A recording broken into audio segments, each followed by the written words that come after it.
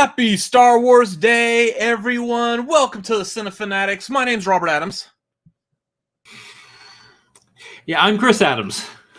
And what a wonderful Star Wars Day we got for you. May the 4th be with you. And then tomorrow will be Revenge of the 5th, or as we call it here in Texas, Cinco de Mayo. It's not exactly sure what that means. It's where you put mayonnaise into your kitchen sink. Yeah, I guess. Well, I don't speak Spanish, so whatever. Anyways, for tonight, we're going to do something special. Yes, we could tier rank the Star Wars movies, but I mean, everybody does that. Let's talk about the music, the lifeblood of Star Wars in some form or fashion, according to some people. Like Chris. It's me. Whose voice isn't working, apparently. Yeah, I'm talking quietly. I'm going, yeah. Nice. Before we get started, let's do the YouTube things real quick. Streamlabs.com/cinefanatics. If you have any issues, questions, complaints, or you would like us to read off your tier list ranking at the end of the episode, please, streamlabs.com/cinefanatics. That would be great. Please and thank you. Also, patreon.com/cinefanatics. If you feel like we are worthy of your support and you have the means to support us, please hop on that tier that's good for you. There's a $1 tier, $5 tier, plenty of rewards at the $5 tier, so come join us on that again, please, and thank you. I want everybody in the chat at the top of this show real quick to let us know, what does Star Wars and Star Wars music mean to you? What does the music of Star Wars mean to you? Let us know in the chat. Also, before we get into... What? It means someone's yub is getting nubbed. Oh my gosh. Before we get into it, I'm not going to be running polls because we're covering 36 different Star Wars tracks, and it's a lot to run polls. So we're going to try something a little bit different tonight. Played around with it last Marquee. We're going to do it tonight too. I want you guys to let us know each and every song, what tier you're ranking it in. We're going to highlight comments. And since there's enough of you guys for us to look in the chat and kind of figure it out, we might actually do the math on just everyone's ranking altogether. So if I rank something A, he ranks something A, and then we've got two B's and a D and a C in chat. We're going to do the math and figure out where it goes on the board. Yeah. So we're just going to do that instead of running the poll because YouTube's poll system is like a womp rat and needs to get shot. I understood that reference. I'm a nerd. And I'm damn proud of it, too. Anyway, so a couple of things with this. First of all, the rules for tonight. Do we want to do the rules first or the now playing, now showing? What do you think would make sense, Chris? Let's do the now showing real quick so everybody can get your screen captures in so you can see what songs we're ranking. So here's the deal. I'm going to go ahead and put this up. Here are the 36 songs that we're going to be tier ranking tonight. All the little images that we're going to be using have little numbers on them that are going to correspond to this list. So if you would like to screen grab this or take a picture of it real quick, that way you have it for reference if you would like. We'll leave this up here for just a little bit, but yeah. When we post this tier list tomorrow, post the Marquee board tomorrow on Twitter, we'll be posting, I believe, this along with it. Yes, so people can refer to it. Mm-hmm. People can reference, because it's hard to capture an image of a song. It's easy when we're like tier ranking movies and we can use their movie posters and it's recognizable, but to capture an image of a song, we got to capture the image that we feel best correlates with that particular song and, you know, where it was at in the movies and everything. So I also think I might pull this back up every couple of songs that we rank just so people see where we're going through this. Or if anyone in the chat just needs to see it, probably remind me and I may be able to pull it up here throughout this just so we have it for reference. But yeah, if you want to screen grab it, everyone take a picture, whatnot. The people who are coming late, they'll have to see it when we post it again. But anyways, these are the 36 songs. And I'm also going to do a huge shout out for my brother who put all of this together. So, oof. That's a lot of work there. So. I did curate this particular list, and I'm gonna tell y'all. We can put me on. I'm gonna tell y'all right now. It broke my heart to leave some tracks off of this because we can't rank every song in Star Wars, and we can't rank every single song that means something at some point in Star Wars. Some songs that didn't make the list. Emperor Palpatine's theme, Lando's Palace from Empire Strikes Back, Omega's theme from the Bad Batch. Guys, Omega's theme from Bad Batch is so good, but they use a little bit of her theme in the Bad Batch theme, so I was kind of okay with doing that. And so that's the other thing too, is a lot of songs do get left off the list because they appear in other songs. Yeah. Almost any songs that are going to be like the end credits, most of those end credits replace some of the popular songs. We'll talk about that here in a little bit. But you'll also notice that there is nothing from Tales of the Jedi, the recently released Tales of the Empire, obviously, Star Wars Resistance, and there's that other little kid Jedi show. Those are not included in here because or any video games. Or any video games, audiobooks, whatever. Yeah. there's no songs from comic books or regular books, and you may get after me thinking that's a silly statement, but that actually does exist in Star Wars. For instance, I know there's a soundtrack to what's it called? Why am I blanking on the name? An audiobook? No, there's a soundtrack to a book. Oh, not an audiobook, a soundtrack. It's that one between Empire and Return of the Jedi with Prince Zizor. Oh, yeah. Sure. Anyway, this is taking way too much time away from a 36-track tier list that we need to make. And by the way, we already effed up. Jake brings up a very good point. Why do we not have the 20th Century Fox logo theme in here? Damn it. Because that one is just S tier. It doesn't need to be said. It broke everyone's heart when Disney bought Star Wars and then removed the fanfare from the beginning. Thank you, Big G. Big G with the win here. Shadows of the Empire. Yep. Congratulations, Big G. You won May the 4th. You won the day. Thank you. Anyway, also how this Marquee is like a partial John Williams episode. Pretty much. Yeah. Kind of. To a degree. We're celebrating more John Williams. It's John Williams, Michael Giacchino, Kevin Kiner from the shows. We've got Ludwig Göransson. There's a couple others. There's a couple others in here too.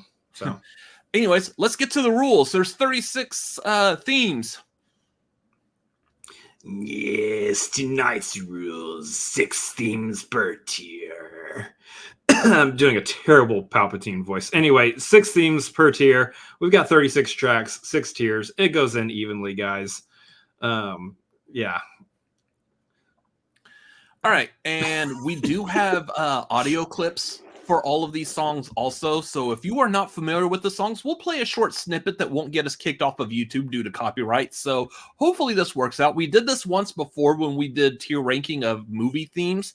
So we're trying it again. So that being said, let's go ahead and bring out the board and hit it, Carl.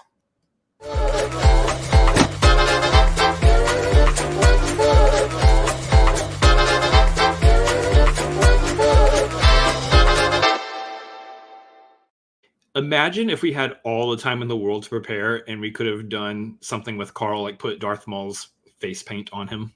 Yeah. So given the fact that we did a Marquee last week and we're doing one this weekend, didn't have that time. It was bad enough having to do the 36 individual images for this, plus having to cut out 6-second snippets of all 36 songs that we're talking about. So no time for that. Maybe in the future when we're actually tier ranking Star Wars movies, which will probably, I'm going to say this right now, that'll probably happen by the time the next Star Wars movie actually comes out, whenever that will be. Possibly. And then also if this becomes like a full-time job for one of us, so streamlabs.com/cinefanatics, please help us pay rent. That would be great. Thank you. Literally. Anyways, so this is going to be the board. Those of y'all that are not familiar with tier ranking, basically we have these 6 tiers, S being the top, meaning superb, F meaning whatever, failure, any other choice words that begin with F you choose to use to describe it. The problem with this, it's very difficult. List, very difficult. I don't think there's actually any songs I hate. Like in some of these, there are movies. Like last week, we did ranking Jim Carrey. I don't think anyone likes Dumb and Dumber 2. So we put it in F tier because where else would you put that? I'm not putting it D tier. That's way too good for that movie. So the problem with this is even the songs that I put F tier, I don't think are F tier. They're all great pieces of music. So even a song or two on this list that I dislike, I only just dislike it. I don't hate them. Yeah. That being said, I do want to say a huge shout out to everyone who did watch the Marquee last week, who understood and got the references and the explanations as to why certain movies were going in certain tiers. Very much appreciate everyone listening and understanding that. So hopefully we have that again this week. No thanks to the one person who just kind of ruined it on the comments later afterwards. So that guy can go do something in a galaxy far, far away. And anyways, let's get to the list. Starting with song number 1 is going to be from episode 1. We've got Duel of the Fates. If I can switch music. I'm trying to.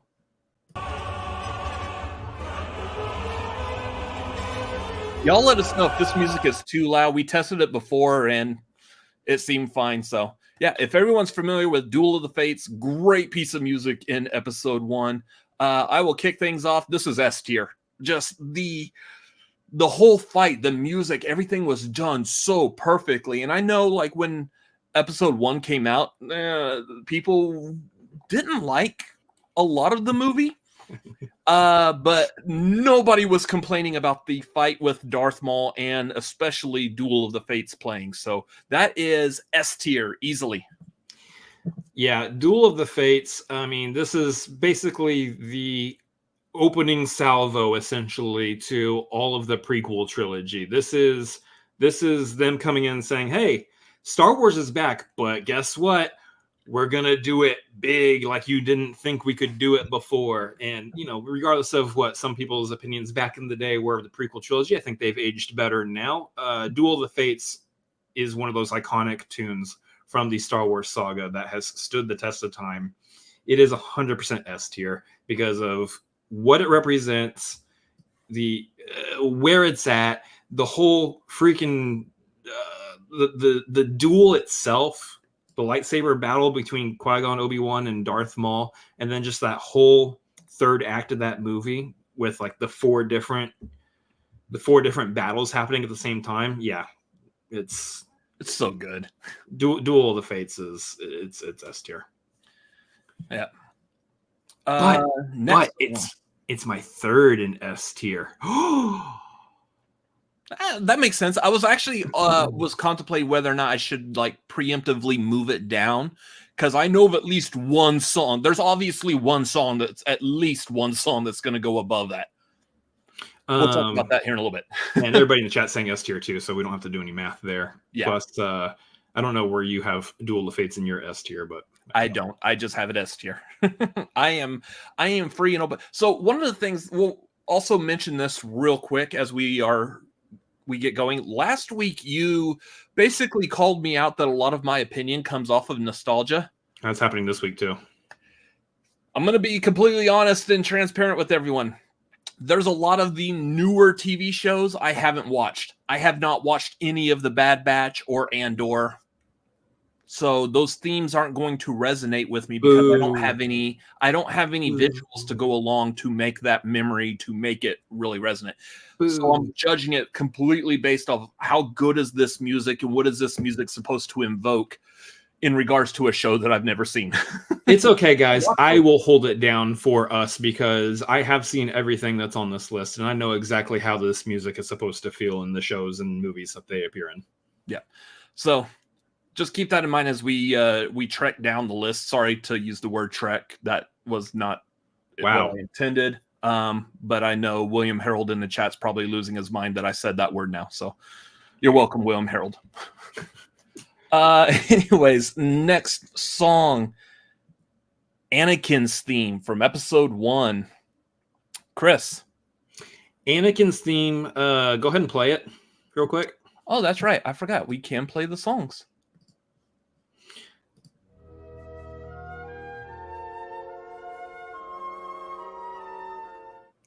Oh, okay. I will. Sorry, I will I was say getting into also, it. real quick. There's a downside to the fact that we are only able to choose like a 6-second section of these songs. So many of these songs have various 6-section points that would be perfect example. Yeah. This song, in my opinion, getting that the 6 seconds at the very end of the song where it tapers off to like the Imperial March theme. Oh, that is good stuff right there. John Williams he made the perfect Wagyu steak with that. To Nerd's point, Anakin's theme is kind of boring until the last 20 seconds. I don't agree. I think Anakin's theme is actually fantastic, and that last 20 seconds is the cherry on top of it.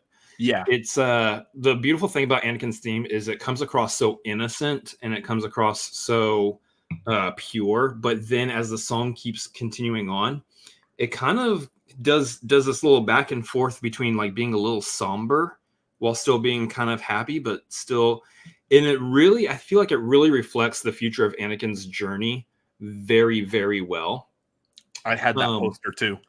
Yes, it reflects the future of Anakin's journey very, very well, including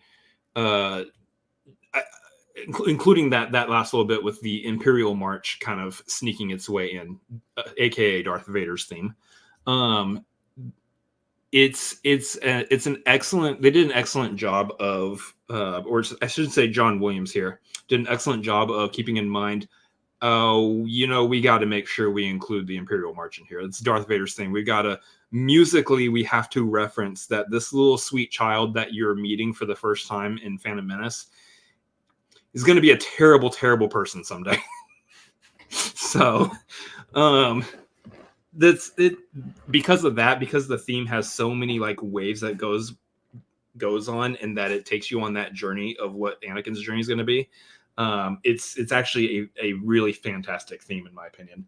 I do have it in the B tier myself, like smack dab in the middle of the B tier for me, just because it's such a good theme.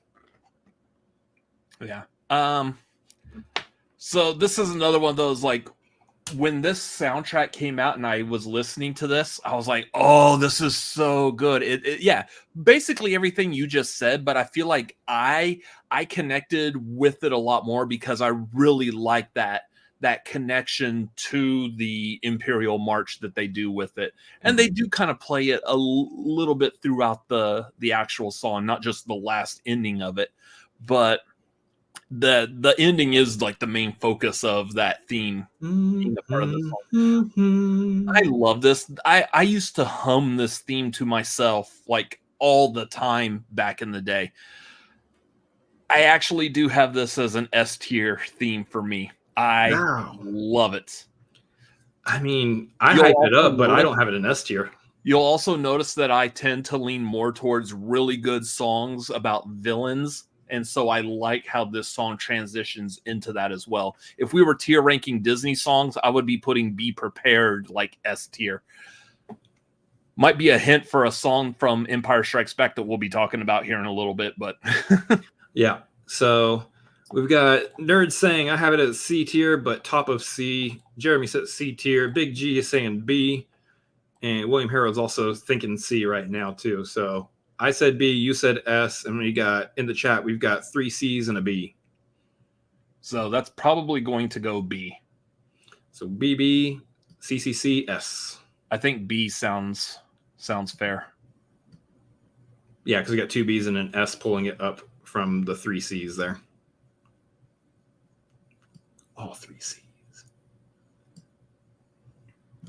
And just so we're clear, that is third on my B tier. I like to make that known. I like to make it known where I'm placing everything.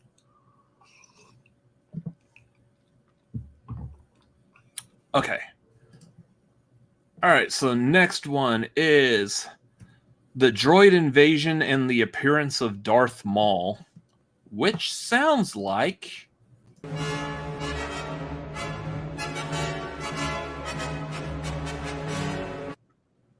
Boom, boom, boom, boom, boom, boom.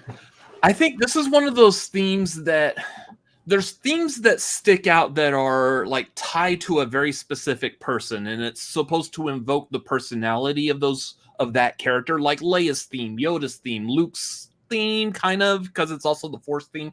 This is one of those songs that it's a background theme. It's just there to play music during the scene and kind of drive like a little bit of the feeling of the scene of how we're supposed to react to it. But it's not a theme that comes to mind when you say Star Wars right off the bat. It's not a person's theme. It doesn't invoke that personality, those feelings, those emotions that come with that person that it's tied to. This is a song that I feel like is a background theme. It's one you recognize because you've heard it so many times, but it's not tied to any one individual person. So you're like, oh yeah, I recognize that's a song from Star Wars. I may not be able to tell you exactly where in a Star Wars movie this song is playing, but I do recognize it's a Star Wars theme and it's really good. For me, I have this as a B. Yeah, so counter to your point, for me, this is the Battle Droid theme, essentially. It's unofficially the Battle Droid theme. It's never been officialized as the Battle Droid theme, but this is the theme that I associate with the army of Battle Droids storming Naboo, because that's where the song plays, essentially. As they're going up against the Gungans. So again, another one of those battles that happens in Phantom Menace that happens around the same time as Duel of the Fates and everything, slightly before probably, if I'm recalling correctly. But yeah, it's the Battle Droid theme. It's the climax of the film theme, sort of. It does a lot, and it's one of those situations where I feel like John Williams like got this idea in his head, and he's like, oh yeah. This is what we're rolling with. Because the rest of the song does sound like, and we're gonna run into this with a lot of Star Wars music. The rest of it does sound like Star Wars, and like exciting guns blasting, laser swords, all that kind of stuff. So it's kind of the same. It's kind of the same situation. But then you've got that one iconic piece that we played right there.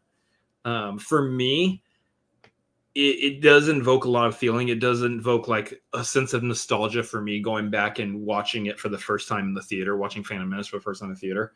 But damn it, this list is so packed full of incredible, excellent music. This one dropped to the C tier for me. And this is one of those moments where it was painstaking for me to have to put this song down in the C tier. But that's where it landed. Everybody in the chat saying we got A tier, we got an A tier, we got a B tier. Yeah, Nerd saying bottom of A. Yeah. So I'm saying C tier. I got tier. We got A's and B's. We got 2 A's and a B. So 2 A's, 2 B's, and a C. So B tier? Maybe top of B tier? Kurt's coming in with the B. I'm thinking like top of B tier. I'm imagining now we're doing the math on every single one of these, and everything is just going to be middle of the road. Everything's going to just land in the B tier. I'm going to be honest. I'm not actually doing like full on math with this. I hear all the letters and I put all the letters in my head, and then I just go with whatever sounds about reasonable. I'm not actually going to do a lot of math with this. I know I've done math on them before to really narrow it down, but I'm just going to go with sounds about right. So. All right, so next one we've got, this is going to be number 4. I am going to go back real quick. We've got some more people that have joined us since we've started, so I don't know if anyone's seen this. Here is what we're tier ranking. As you've seen so far, these images have numbers on them. Here's where the numbers are corresponding. So anyone who has not gotten this, if you want to screenshot it, keep a reference handy so you can see what songs we are tier ranking. If y'all want to grab this real quick, I'm going to take it down here in 3, 2, 1. Cool. Continuing on. Next one. This is also from episode 1. Augie's Great Municipal Band and End Credits. What I will say about this, so this is going to come up a couple of Peace! Thank you, Chris. This has come up a couple of times, and what it is it's a song that ends the movie, but it's also the song that transitions into the Star Wars theme. So for me, the way I look at it is I want the primary song here in this case is Augie's Great Municipal Band.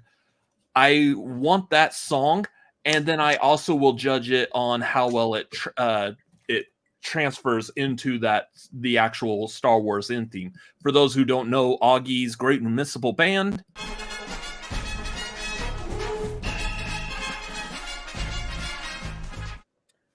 I love this song.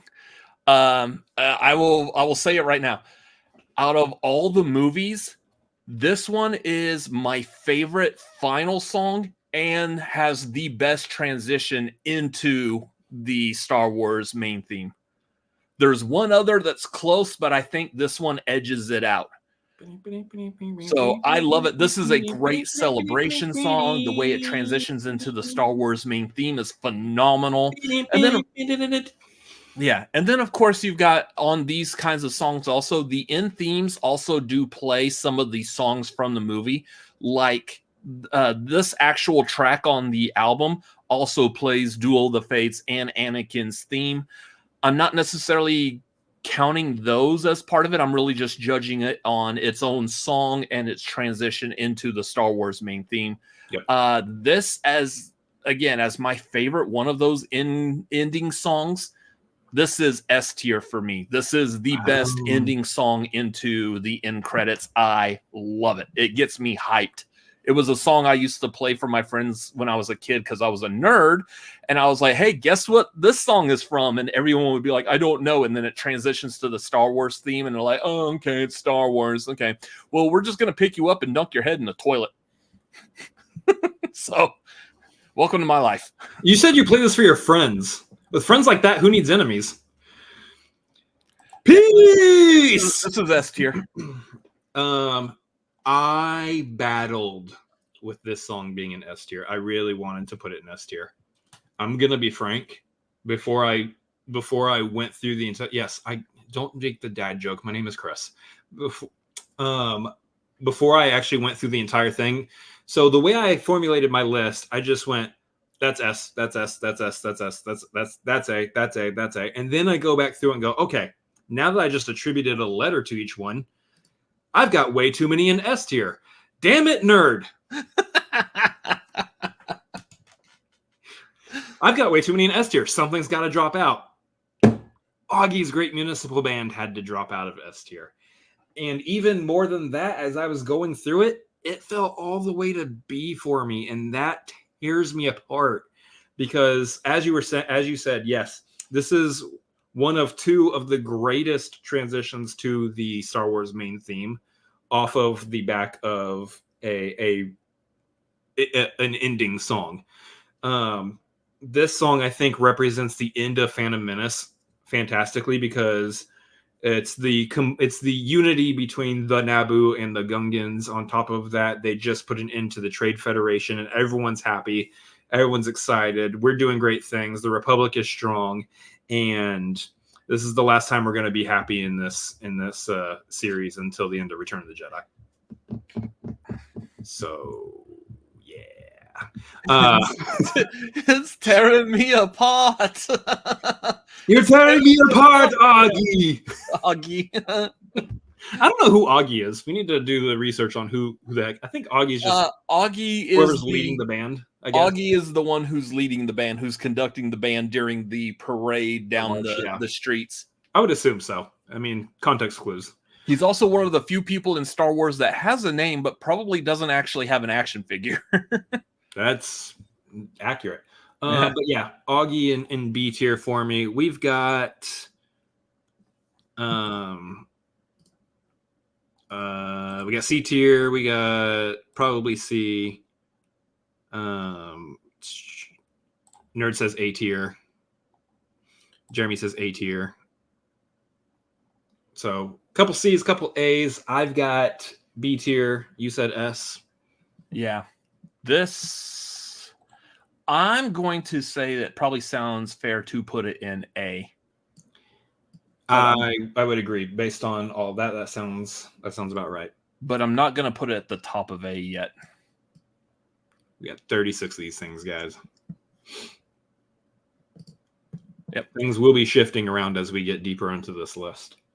Augie's Great Municipal Band may not stay in A tier. It may actually fall down to B tier. Yeah, and a lot of great music to potentially go and move around things at the end of this. Next one. From episode 2, Attack of the Clones, we got Across the Stars. This is another one of those, like, it's a great theme that I recognize from Star Wars. I don't recognize it by name, but if you were to play it, I'm like, oh, yes. And I can remember where in the movie this song plays. In fact, let me go ahead and play it.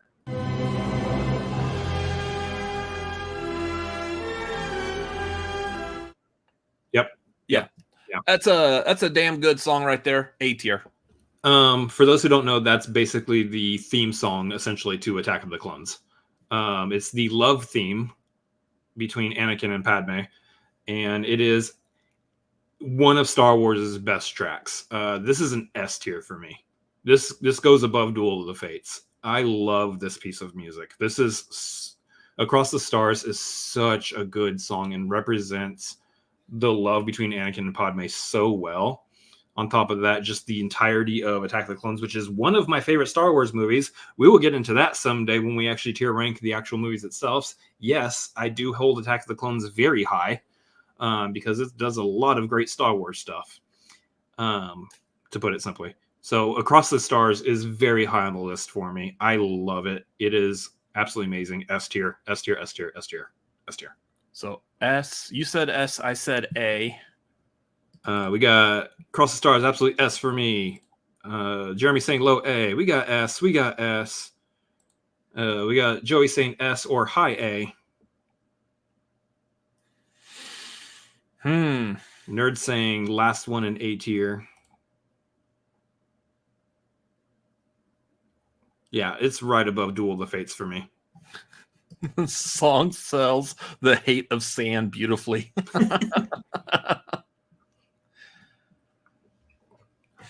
PLD's even in here saying low S, high A. I think it's got to be S tier. Yeah, I think I'll put it like low S. So for those who don't know, we are looking at your votes in the chat and kind of rounding and kind of getting a general feel for it. But our 2 votes do way more. Obviously, it's our channel. So I'm going to say that everything sounds like an S tier to me for that one. Yeah. All right. So next one, just to continue along, we've got. This is basically a very correct statement from PLD. Granted, as we get further in the list, obviously some six per tier, so everything's got to go somewhere. But generally speaking, I agree with what PLD says here.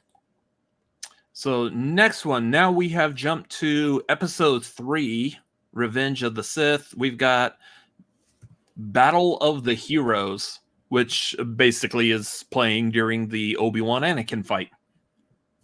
Mm-hmm. This is a really good theme. It's another one of those that like it just plays in the background during a really good fight. I don't think it does it quite as well as Duel of the Fates did in episode 1, but it is a really good theme. In fact, it's so good I could play it for you.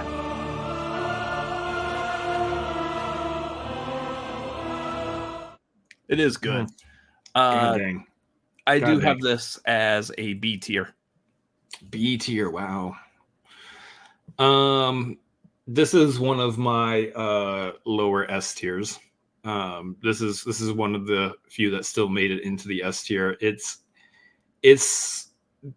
the impact and the feeling of this song during that fight, and we already know our hearts are being torn apart because Anakin and Obi-Wan have to have this duel. It has to happen, and on top of that, you have this very like menacing, somber, just this track just laying over everything. it's the combination of also like this music, the setting of Mustafar, the fact that we know our two heroes have to fight each other. It's just, it all comes together, and that this track very much invokes the feeling that I feel with all that comes together. It's just, it's lower S tier for me. So lower S. We got A. Let's see. Okay.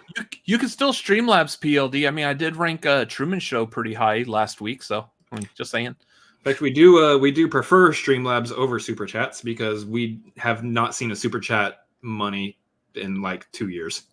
Yeah.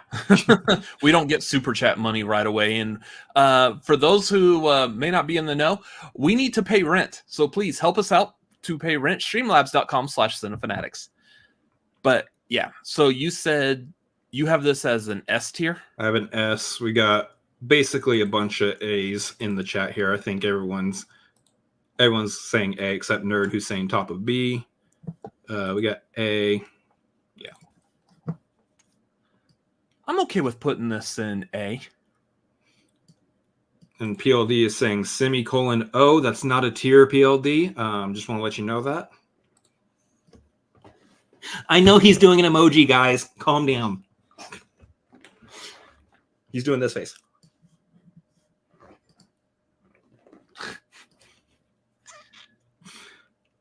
Anyway, so I'm thinking right there. That looks good. Battle of the Heroes. Last one from episode 3 that we are talking about on here. We've got Anakin's Dark Deeds. I want to talk about that. I want to talk about this one. All right. So PLD just dropped in the Streamlabs, said for Ed Harrison, The Truman Show. Thank you, PLD. You got it, man. You got it, dude. Anakin's Dark Deeds.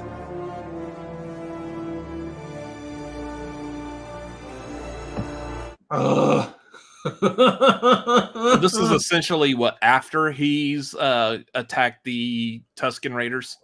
No. That was an Attack of the Clones. Or Attack of the Clones. Yeah, sorry.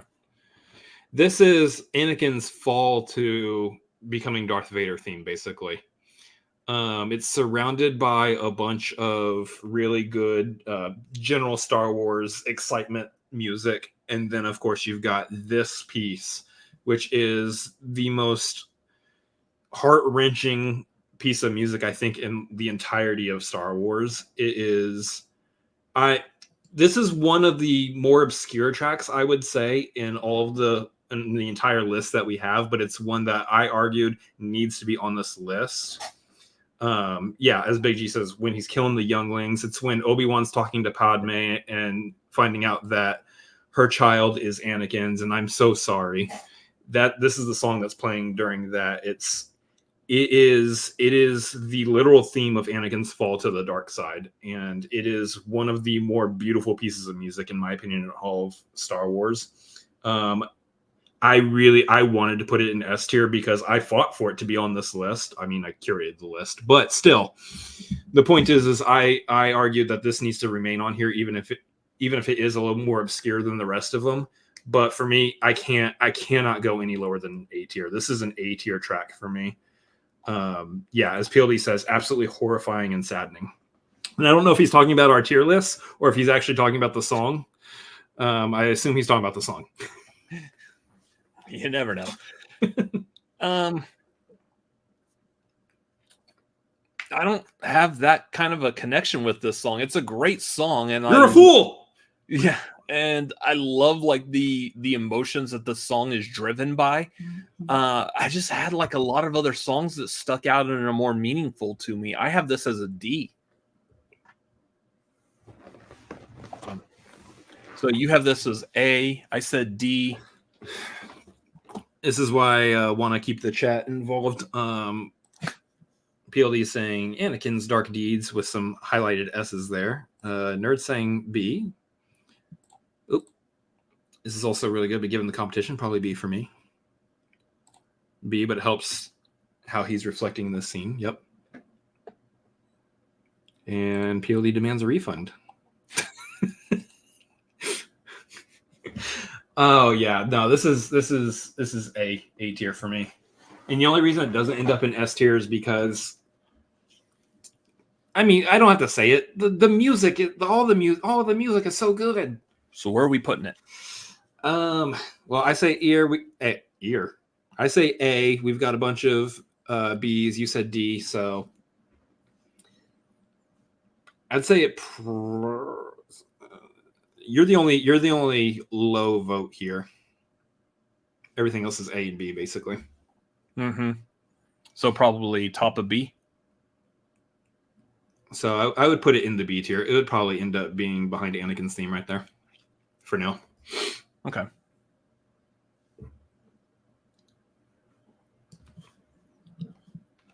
People are going to see the numbers on this list and go, they're not in numerical order. You guys are weird.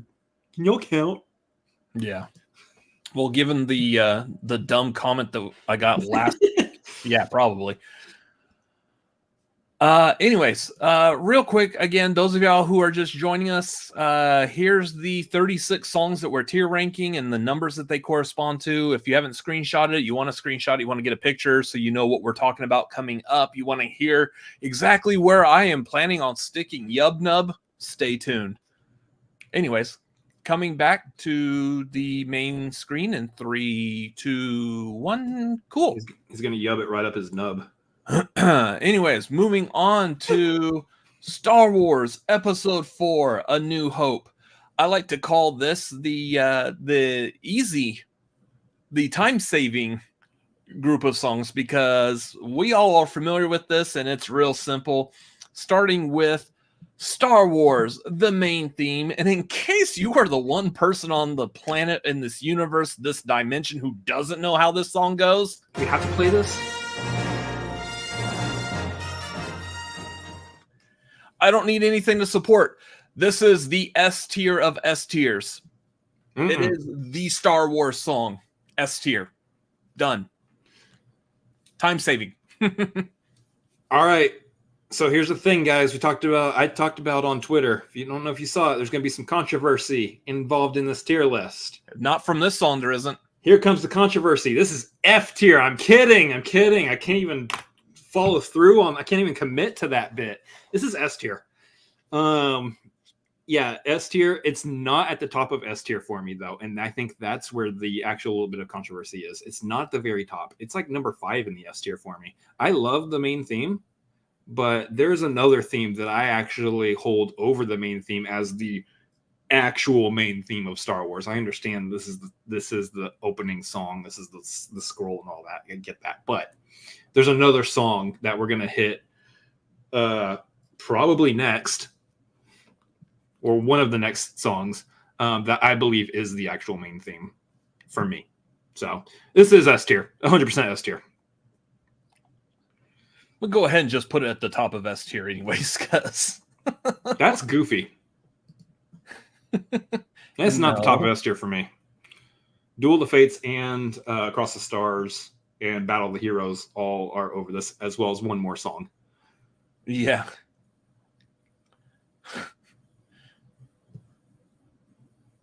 So anyways, next one. Yeah, I think it's this next one that you were hinting at, which is Luke's theme, also known as the Force theme.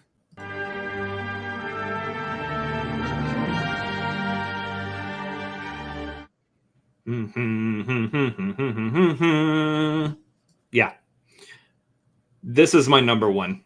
This is my number one on the entire list. This is the tippity top of S tier for me. This is the song that plays in damn near every single Star Wars movie, besides the actual main theme that opens each movie. This is the when I think of Star Wars, this is the song. So this is easily top of S tier for me. Force theme, Luke's theme. This is our original hero, Luke Skywalker. This is every time we get the Force moving and a grooving. Easy top of S tier for me. It's the most Star Warsy of Star Warsy songs that isn't the main theme. I agree. This is S tier. I still put the main Star Wars theme higher because it's the main theme. But yeah, this would probably be the next. Yeah. the next after that. Put those twin sons in there. See, again, these are time saving because I don't necessarily feel like we need to go to the chat for these. I think we're all agreeing that this is S tier. Yeah, so PLD saying this is played more than the main theme. Yeah, this is why I argue it's even over the main theme.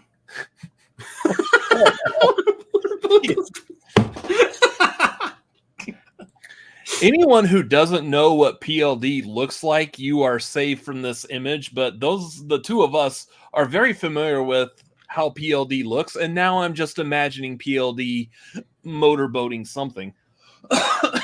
Thank you for that image, PLD. It's fun. You should send in another Streamlabs for that. I will be seeing that as I fall asleep tonight. And that's not fair. That's a good image. It's a good image right there. Anyways, next one from episode 4 is you got Princess Leia's theme. Which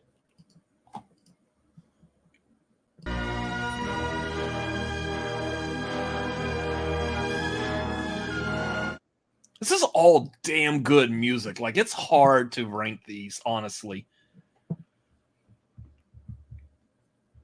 You want me to say it? You want me to say it? Leia's theme, I have this A tier.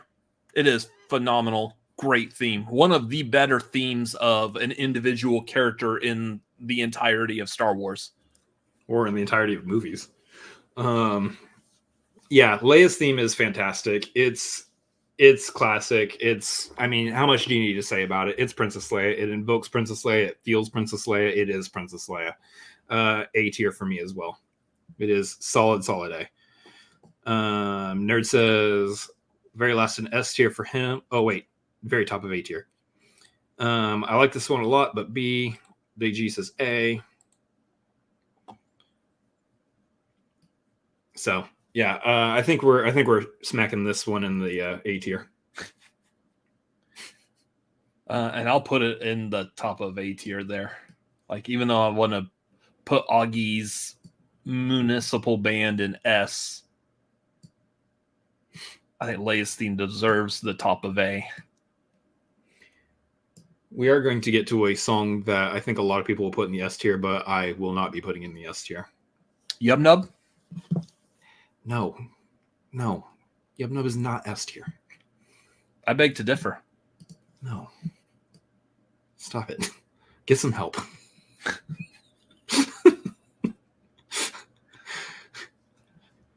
All right, next one from episode 4. We got the Cantina Band, which, as soon as this wants to move,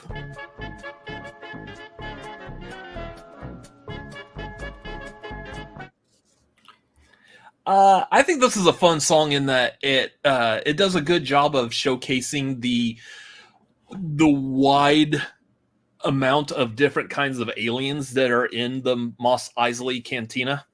So I love, like, it just plays into the weirdness of all these different characters and it does very well. I do still have this as C tier because it is a fun but goofy song. So C. Yeah, here's the thing.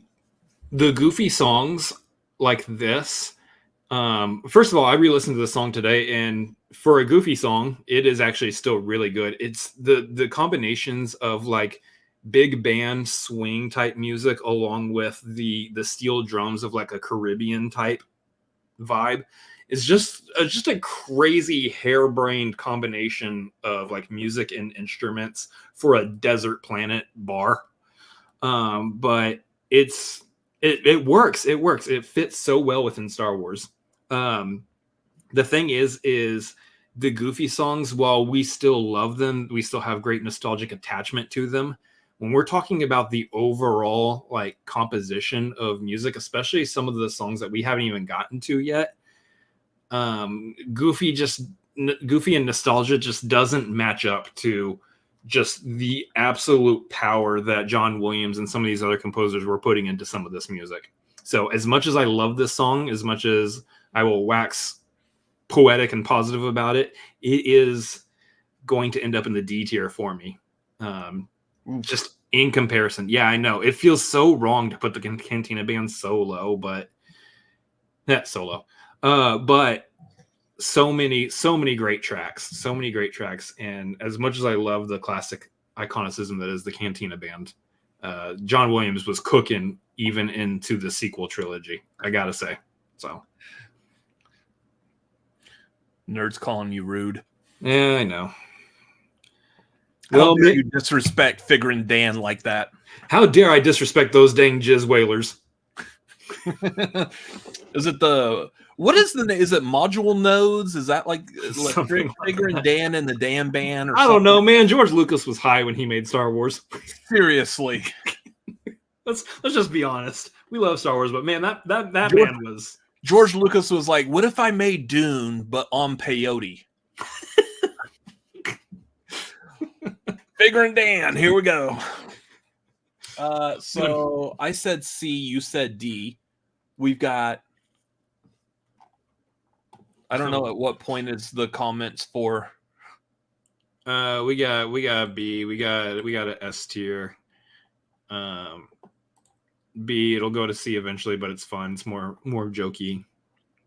Yeah. So I'm thinking C. I'm thinking right now, yeah, it sounds like overall C. Nerd says he had it in S tier.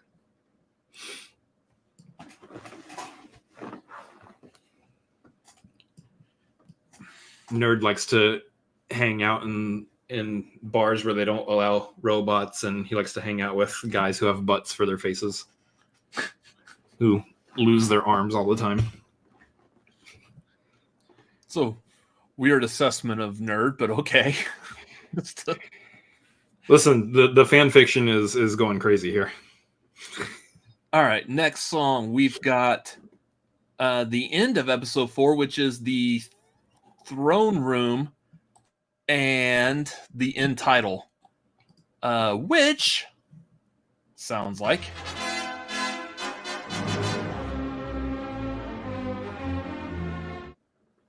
So this is another one of those songs that, like, it's a good, solid end of the movie song that transitions into the Star Wars theme.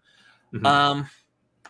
But it's not great in the pantheon of other songs that I feel like do it better. Like Augie's is my favorite. There's one other that I would put almost up there with Augie, but this one does a good job, but it's not my favorite. That being said, it's going to sound weird, but I do have it as a C. Throne Room for me also. It is great. I'm imagining like back in the day when, we sit down in the theater for the first time watching Star Wars when it first opens, and this being an excellent way of ending the movie back in the day when everyone first saw Star Wars. This was like, we beat the Empire. Yeah, let's do it. Our heroes are getting medals. Celebration. Love it. And back in that time, this theme would have been just very excellent in order to invoke those feelings of winning and celebration and all that. Since then, though, I think that Star Wars has done what this song is doing better. As you said, Augie's theme, the Augie theme is good. Some of these other themes that we're going to get to are really good ending themes. The other thing for this one too is that basically the majority of the song is just a variation of the Force theme in some way, and because of that, it ends up a little bit lower because obviously the Force theme, Luke's theme, is the pinnacle of that particular song, and so this doesn't do it as well, I think, as Luke's theme, the Force theme. So for me, this one ended up in the D tier as well. Just because while it's good, it just doesn't reach those same high heights as a lot of the other music on this list. So I had it C. You had it what? I have it D tier. D tier. We got B. I do also want to call out. I don't know. So calling out real quick. This one in the chat. So this is one of my friends that I've known since like grade school. So Thank you, Eric, for being here.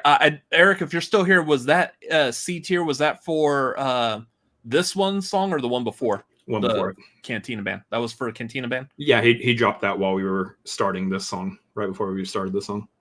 Yeah. So thank you for being here, Eric. Nice to see you. But okay, so this one we've got, I said C, you said D. How are we at for everyone else? B and D, C. Yeah, some B's, some C's, and some D's. So it's kind of all over the board. I'm D, you're whatever you said. C. So it looks like we're floating around some B's, some C's, some D's. So probably C tier. Probably C tier. Yep. Sounds about right. There's a part of enjoying this song is it is very tied to that final scene for me. Love the pageantry, even though Chewie was gypped. Yes, but he did finally get his medal in Rise of Skywalker. Yeah. It's cute. It's cute, but it was goofy. I'm actually going to put this above the Cantina Band. Just because the Cantina Band is a little more goofy, and this one is a lot more pageantry and showmanship. So, what's funny is I actually do have Cantina Band right above this, both of them in the D tier. So, what was that reaction for? All right, because I have the Cantina Band right above this. Nerds that don't put it above Cantina Band, bad Robert. I mean, I feel like it is a little bit more than the Cantina Band. I said I have the Cantina Band above. Am I muted? Just wait till we get to like the ones that we're actually going to put in F. That way we have a proper perspective on where things are going. Fair. Which we should have an F1 coming up pretty soon. Uh-oh. Ow. It's actually that one. Come to think of it. Good call. But we're not there yet. On the way, we are now into episode 5, Empire Strikes Back. We've got Yoda's theme, which is...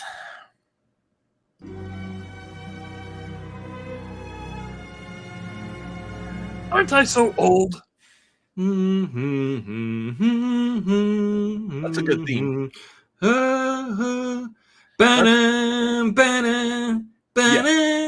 I just want to make sure everyone gets what the song is. That's a pretty solid theme. That's A, in my opinion. We're not going to get DMCA striked if I, in my terrible singing capabilities, try to finish the song for you. Yeah, Yoda's theme is an easy A. Keep in mind, like, this is the first time I think we hear this is when he's raising the X-Wing out of the swamp in Dagobah. And the feeling of that scene mixed with it, because we only saw so much of the Force, so much of like what a Jedi can do up until that point.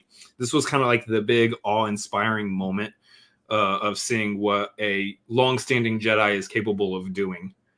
Right after Luke whined about, it's too big, I can't do it. Yeah. And Yoda's like, Yoda's or Grover or Yoda, whatever one that sounded like. Same guy. It's both Frank Oz, whatever, you know. Yeah. Anyway, yeah. This is a solid A tier. I mean, just the feeling that this song invokes during that scene. Like the Force theme, this is another song that I would also kind of consider a Force theme in some way, though not exactly the Force theme. We got both of us are saying A. We got some S's. We got a B. We got Yoda's theme, B tier, A. We got a B. We got an A. I think this thing. It looks like it's going to go A. Yeah, I feel pretty happy about that being an A. Where within A would we like to put it? I would put it above number 6. Yoda's theme is the number 2 spot in A tier for me. So you want to put it above Augie? I would put it. Yeah, I mean, I have it above Augie. Okay. I can understand putting it above Augie. I can't understand putting it above Leia. Leia is more of a main character than Yoda is, at least at that time. I mean, if y'all could see my list, I do have Yoda a couple spots higher than Leia, but understandably, Leia is Leia. You know, the list is going to end up the way it is. This list is not going to be a perfect representation of my list, nor is it going to be a perfect representation of your list. So I totally get it if Leia ends up above Yoda here. I'm not going to argue for that.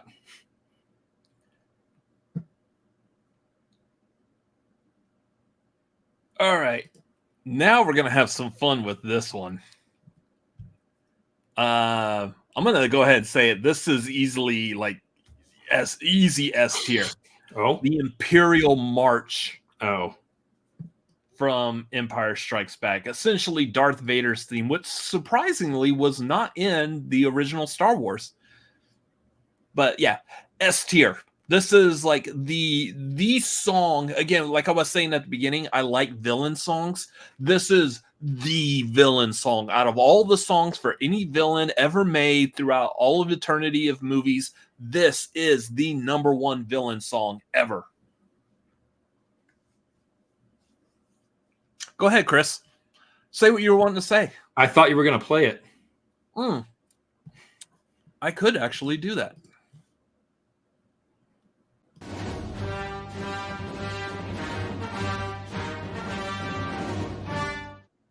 Yeah. That's the good stuff. Real quick before I talk about this, no PLD. We actually didn't bring that up because I didn't know that. I didn't realize that Augie's Municipal Band was just a Happy Emperor's theme, because we didn't include the Emperor theme on this list. It's one of the few that like didn't make the cut. But that's an interesting piece of information. I'm gonna have to listen to them side by side and kind of hear that. That's kind of crazy. Is it so? It's the Emperor's theme, but it just sounds happier. It's on whatever the term was in music when it's like the happy octaves or the happy notes rather than the somber low notes.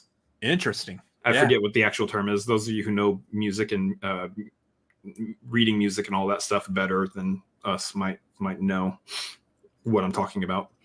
Anyway, the Empire theme, Vader's theme, it is a classic. It is an iconic piece of music. It is not in the S tier for me. I'm going to be the dissenter along everybody saying it's the S tier, so it's probably going to end up in the S tier regardless of what I say. But it is not in the S. I love how he's throwing his hands up and leaving, but I'm putting it in the A tier, guys. I'm putting it in the A tier. It's not like I'm putting it in the F tier or anything here. It's literally the A tier for me. It can't go into the A tier if I'm not sitting at my desk. It's at the bottom of the A tier for me, but it is in the A tier. There are just multiple other tracks that I just like so much better than the Imperial March. The big reason why I don't put the Imperial March in the S tier is when compared to a lot of the music on this list. Yes, it is simple, and John Williams does do simple songs very well. I mean, look at the Jaws theme. The Jaws theme is also a simple theme, but it is so effective. Same with the Imperial March. It is a simple theme, but in its simplicity, it is very effective in what it gets across. Just the composition levels of a lot of this other music, especially at the hands of John Williams, I find so much more intriguing and so much more just the tracks themselves are so much more interesting to me than the Imperial March itself. So, it's your theme. It's the, hey, we're the bad guys are here theme. But this is my bit of controversy. This is probably my biggest bit of controversy on this entire list, that I'm putting the Imperial March at A and not S. So if that's the biggest piece of controversy you're going to get from me, we're doing well. Sure. So what I hear is the bottom of S tier. Does that sound good for everyone? Everybody else in the chat is saying S tier, so it's probably gonna my A probably brings it to the bottom of S. Yeah. All right. Well, that looks like a good place then. Anyways, have this many people upset that I'm putting it in the A tier? That's insane to me. It's the A tier, guys. This isn't the C tier or D tier or F tier. It's the A tier. It's A tier is the overflow of S. We can't fit all these songs in S tier, so they're going in A tier. That's what A tier is. Hey, you're trying to explain why you're putting Eternal Sunshine of the Spotless Mind in F tier? Sure, go ahead. Have fun. We're not talking about Jim Carrey. We're talking about Star Wars right now. Leave the past. Kill the past if you have to. Yeah, sure. I butchered that. quote, but whatever. You get it. All right. So next one we've got Han Solo and the Princess. Oh, come on.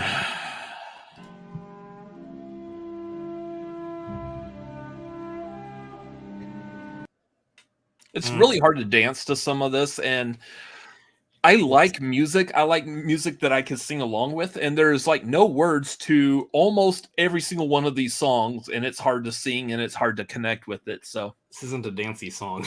It's not, but unless you're doing like a ballroom kind of romantic dance, slow dance. This is a really good like romantic theme. I would say kind of feels kind of like a romantic theme, like Across the Stars with Anakin and Amidala, Padme. So I don't know. I got this B tier. It's a really good theme, but it's another one of those like I remember it from Star Wars. I just don't remember exactly where in Star Wars it plays. I just got one thing to say about this. I love this theme. Man, I was really hoping you'd pick up on that.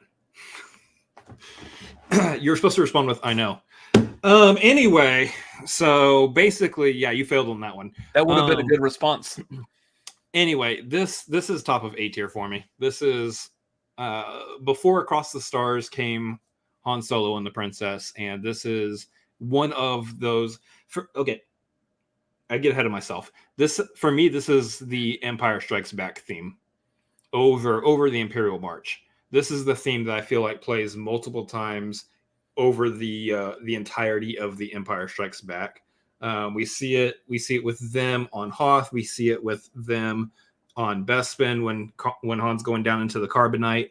The whole theme between the two of them, I think, is just one of the more beautiful pieces of music from the original trilogy. It's an easy top of A for me. I love this song. I love this song so much. So I said B, you said A. We got some people saying C tier, high C. We got a B tier from PLD.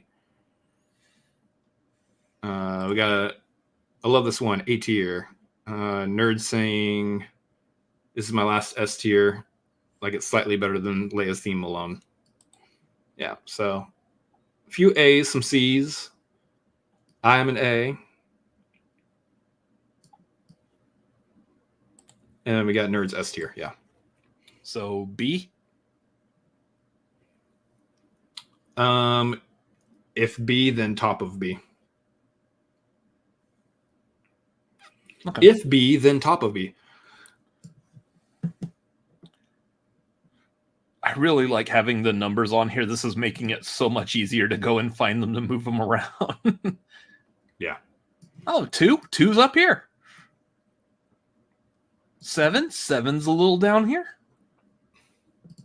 Yeah, it's also Han Solo and the Princess is one of those tracks that is just also like it's a Star Wars song, if you know what I mean. And when I say that, it's a Star Wars. I know they're all Star Wars songs, but like it's a Star Wars song, you know? It's a golf shot. That's an excellent golf shot, sir. It is a golf shot. I'm playing golf. He made a football move. The thing about that also, and I real quickly I want to mention this. The song does trail back into the Imperial March, and I think that is a better use of the Imperial Marches when it pops up and plays into the other themes, because I feel like that represents the Empire so much better. Like the Empire does need to have its own song; it makes sense, but like the Imperial March forcing itself into the middle of Princess Leia and Han Solo's love theme is just so Empire. It's just such an Empire thing to do, and it's sneaking in on the end of Anakin's theme. The way I phrase this is I was looking for a theme for Kylo Ren to put on this list when curating the list. There's not actually one singular track that is Kylo Ren's theme. You know what Kylo Ren's theme is because you hear it every single time Kylo Ren pops up in the sequel trilogy, but it's not its own individual track. It's just a blip that plays in other pieces of music. So that's for me, that's where like villain themes really play up well, is when they just force themselves in on you when you aren't expecting it. I thought Kylo Ren's theme was, I get knocked down, but I get up again. You're never going to get me down. Anyways, I would like to note, this is how much of a love that we have. Like, even the songs that we're rating low, even though we may have mentioned about putting some of these songs D tier already, please note that there's not a single song so far. We are on song number 16. Almost halfway through. Yes, nerd tub thumping. Almost listen to that album. That whole album is actually really good. We are about halfway through this list, and we still have yet to put anything in D or F. Well, as a whole on the list, yes. As a whole, yes. We have yet to put anything or D or F. That being said, we're moving into Empire or Return of the Jedi, and first song is Jedi Rocks. This is F tier. I don't know what it was. This is where we're going to come back, kind of like what Chris was saying before, that I kind of lean and skew more nostalgic. I do like the original song that was in the movie, but it's not very memorable. Like, when we were putting this list together, we didn't put the original Jabba song on this list. We just put Jedi Rocks. And play it. Look, William Harold's like, please don't play it. No, play it. Oh, good Lord, why? Where'd it go? You're like, oh no, I can't find it. No, it's not on here. It disappeared. Well, let's see if I can do this in the middle of a stream. It fell off of... There's a reason why it's not on this list. Oh, look. Yeah, look, it disappeared. Wow. Yeah, it's just... Well, conveniently, Jedi Rocks disappeared off the list. No one's disappointed.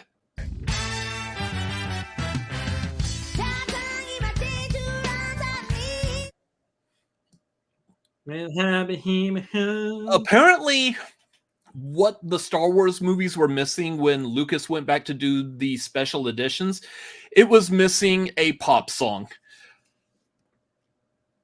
Sure, I guess we needed something that felt like on the level of... Keep in mind, this was like the late 90s when the special editions came out and this change was made. So we need something on the level of like Backstreet Boys, NSYNC. So we got Joe Yowza doing Jedi Rocks. This is F tier. Camera that close. This is F. PLD says, I think this is way overhated, and I agree with that statement. I do think it's way overhated. No, I agree. It is fun. It's catchy. It really gets the vibe of Jabba's palace across, where it's like, it's supposed to be like this is a chill place to hang out with the gangsta boss. Yeah, let's do this. And then I do wish that we could have played the part of the song. But the thing is once again, like we did with the Cantina Band, this is up against everything else on this list. And I do love this song, and it's my nostalgia that is putting it in D tier. Otherwise, I would say, yeah, F tier, but my nostalgia for it, because I really grew up with the special editions. So this song is from my childhood, essentially. And as a kid, you love this. I love this song as a kid. I'm not thinking like, oh, this is goofy and doesn't belong. I'm not thinking this is totally off from the rest of the Star Wars everything. I'm thinking, funny, cool aliens making funny noises and singing song. Yay. That's what I'm thinking as a kid. So because of the nostalgia attached to it, it is in the D tier, but it's only as high as the D tier. Compared to the rest of the list, it cannot go higher than that. All right. Well, I got all the rest of the song. There were a couple others coming up that were missing, so I got them. That's crazy. Well, so you said D? Yeah. I said F. It looks like everyone is saying F. Yeah, pretty much everyone's saying F. I mean, even PLD saying it's overhated, but yeah, compared to the rest of the list, yeah, it's and I think that's honestly, I think that's fair. I love how that works for PLD just in that instance that he says it. If the rest of us say, yeah, yeah, but when compared to everything else, we're wrong. That's not just from PLD. That's from like everyone in general. That's the way these tier lists work, yo. We're all starting to get a hold of what's going on here.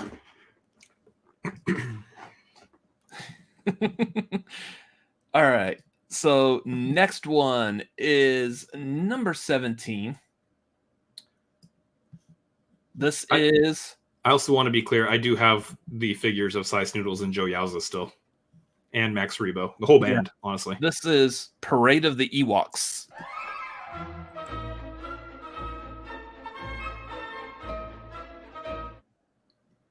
It's another one of those, like, you instantly recognize it as a Star Wars theme, a Star Wars piece of music. There's a whole other necessarily stand out a lot. I have this as a C tier.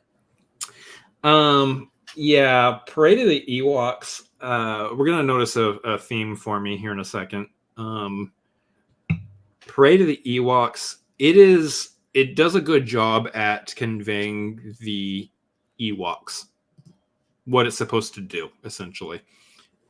It's cute, it's fluffy, it's fun. But it's one of my F tiers on this list. It's not a big fan of the Ewok music in comparison to everything else. It's not that I hate the song. I don't hate the song. You're gonna hate the next one. It's not that I don't hate the song. It's just that I just don't vibe with it as much as a lot of the other music. It's cute for what it's supposed to be, but it's not high up for me. So you have this as F. F. I have this as C. We got a D. We got a C.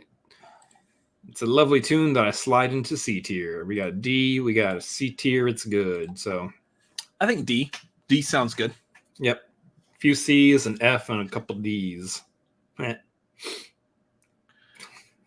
What's wrong with me? I'm live on the internet right now. What the hell? Anyway. What's so funny about a couple of D's, huh? Yeah, don't worry about it. Anyways. Kurt's like D's nuts. That's great. Is saying that the Ewok music comes up a bit short? A little bit. A little furry, too. You got Andres is in here now. D's nuts. Thank you, guys. Appreciate y'all being here. Without y'all, we wouldn't have that reference.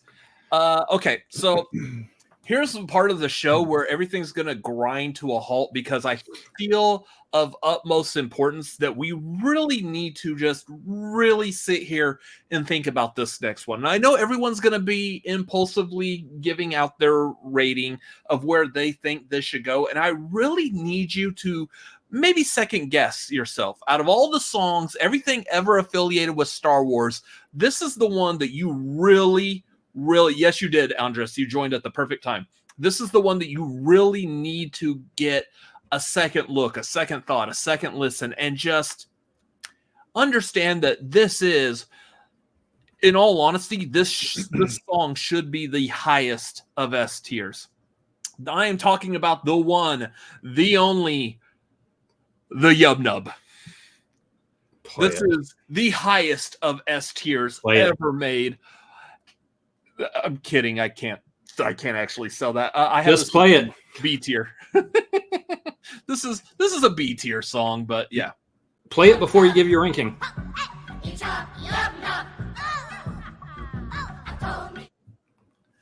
All right.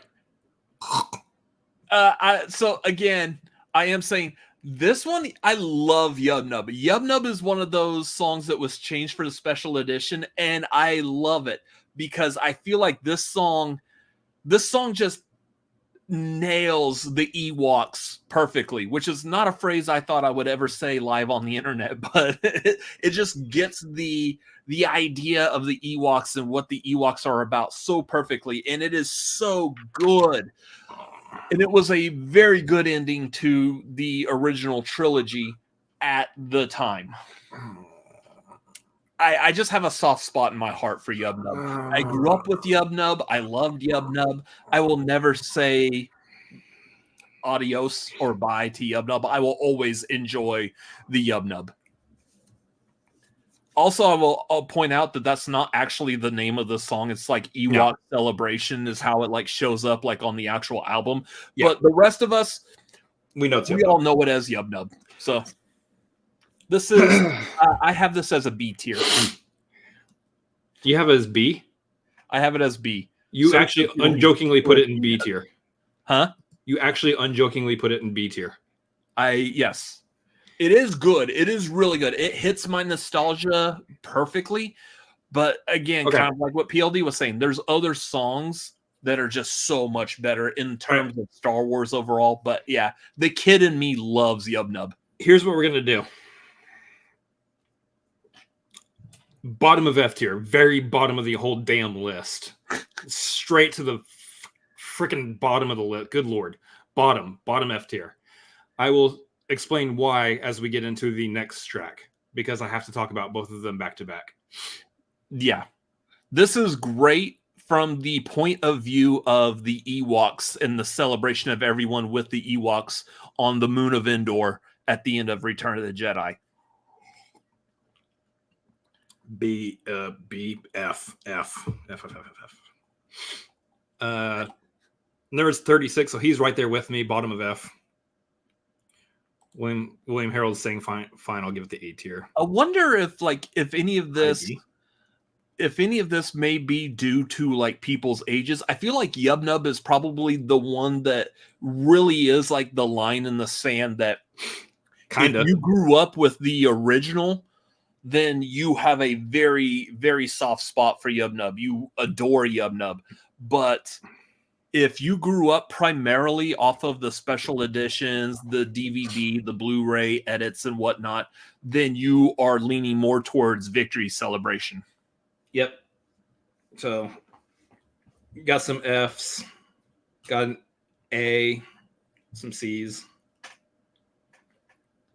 high B. So you said B. So I think this is either low C, or I would try my hardest to push at most for high D. I am okay. If everyone else is okay with it, I am okay with compromising, and I would put this under the Cantina in C. No, I'm not okay with compromising that, but we got to do what we got to do to move on. So I see a lot of like A's and B's. There's a lot of people that I feel like they just have that nostalgia ringing in. That love for the Yub Nub will always be there. My compromise is bottom of F tier, but go ahead and do your thing, big dog. So I'm putting it at the bottom of C. Again, we may move this around at the end of this.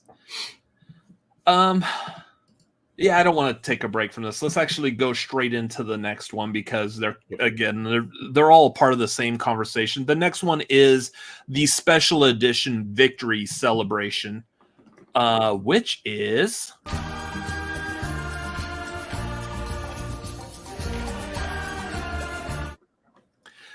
so the thing I like about this is at the time this came out, we were already being introduced to the prequels. We already had like Naboo and Coruscant. We knew of all these other places. The galaxy was much larger than the galaxy we knew of from the original trilogy. And this song plays into that. It's not just about the Ewoks. It's the entire galaxy won when the Emperor and Darth Vader were defeated. So this song shows off the ever-expanding universe, and it's a better song for the whole of the universe. This is going to be surprising given what I just said about Yub Nub. I actually have this as an A tier song. And this is the one that I would say is right there next to Augie's Municipal Band as another great finale song that transitions into the Star Wars theme for the end credits. It's right there next to Augie, but this is for me. This edges out Augie a little bit. This is the best finale song for me in all of the Star Wars movies. I will say right now, Yub Nub is F. This is the bottom of S tier for me. We're talking about a song that is relooked at and crafted specifically for the ending of a saga at the time. And we're talking about a song that is supposed to invoke the feelings of the Empire is defeated, the galaxy is saved. And yes, a lot of this music does get propped up when combined with the actual visuals from the movies themselves. There is nothing better in... I feel like there's no better scene in like all of Star Wars almost. This might be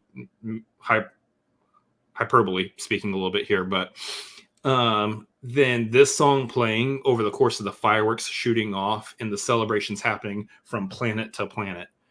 This is one of the best additions George Lucas did to the special editions, and even more so after the prequels came out and he added Coruscant and Naboo to the grouping as well. I can't remember if Tatooine was part of the original special editions.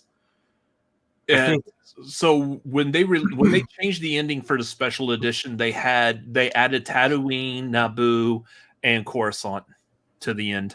Okay, so Tatooine was added then, yeah. But yeah, just being able to capture, I feel like at the time it really did a good job of like tying the prequels back into the original trilogy as well, to go back and show us Naboo and Coruscant at the end of Return of the Jedi as well, especially because those were big pivotal places. Can't talk. See, English isn't easy. I don't know why my mouth wanted to throw a B in there. Anyway, compared to Yub Nub. So Yub Nub, for me, Yub Nub does a really good job if all you want to do is just convey Ewoks celebrating. If all we're doing is we're looking at the very specific bubble, if we're looking under a microscope of just our specific heroes, the ones that we've been following through the saga, if we're just looking at the celebration they're having in the moment after having defeated the Empire, and they're hanging out with the Ewoks, and of course the Ewoks are making a celebration song. If we're looking under that microscope and within that bubble, sure, yeah, Yub Nub is perfectly fine. But the thing is, as a saga, as the entire saga, we're talking about the galaxy as a whole that has been under the Imperial thumb for decades. Now having freedom and being able to celebrate, stretch out their arms and just be super excited and all that. And this song, I think, does a much better job of conveying an overall kind of a feeling of relief of being able to be free from the oppression than just a bunch of Ewoks going Yub Nub does.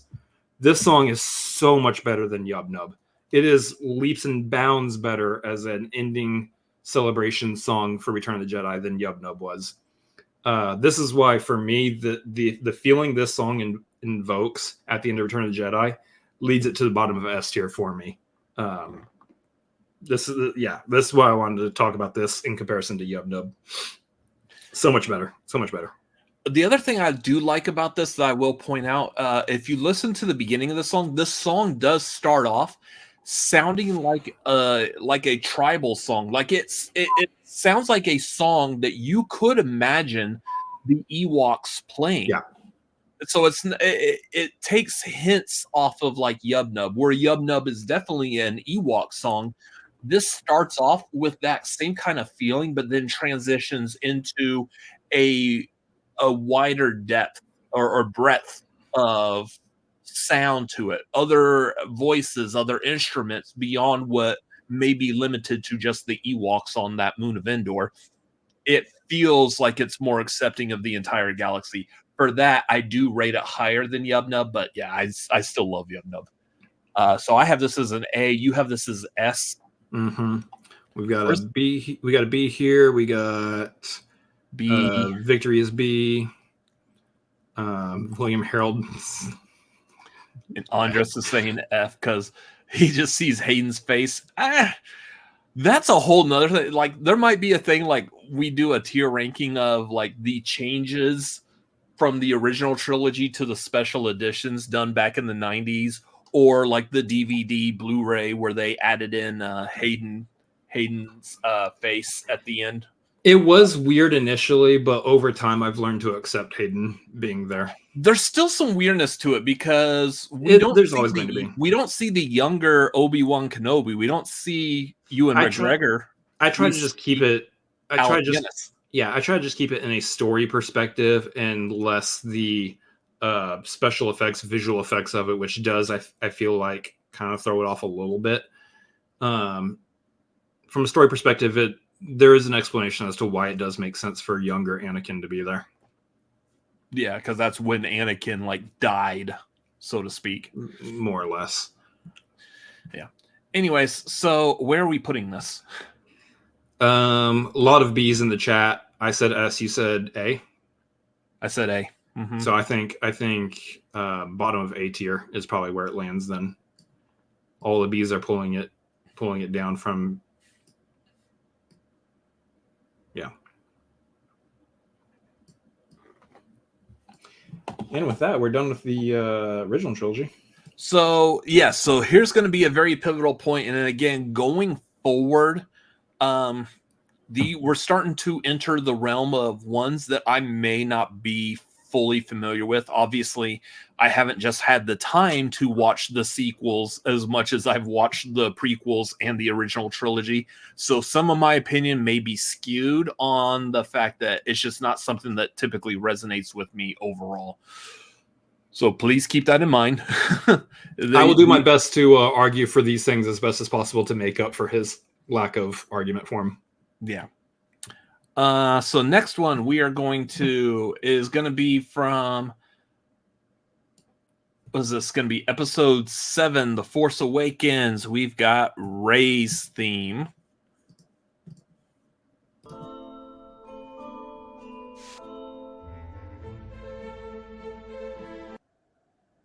I don't know if that was too quiet for some people. I know that's a really quiet song, but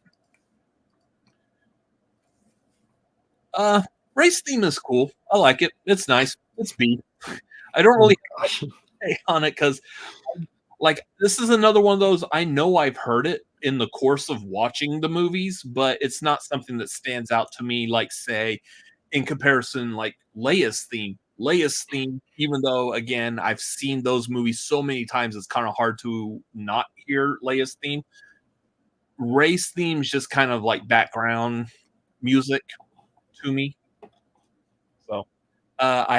So I have this as a B. I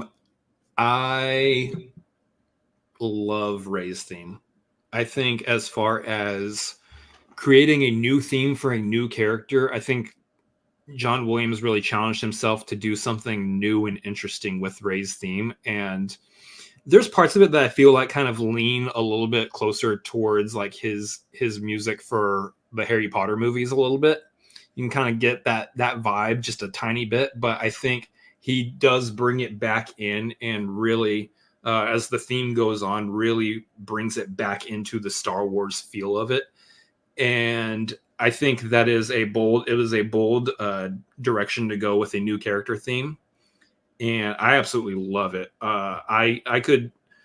Rey's theme is probably one of my favorite aspects of the sequel trilogy. They gave her such a unique and interesting, intriguing sounding piece of music.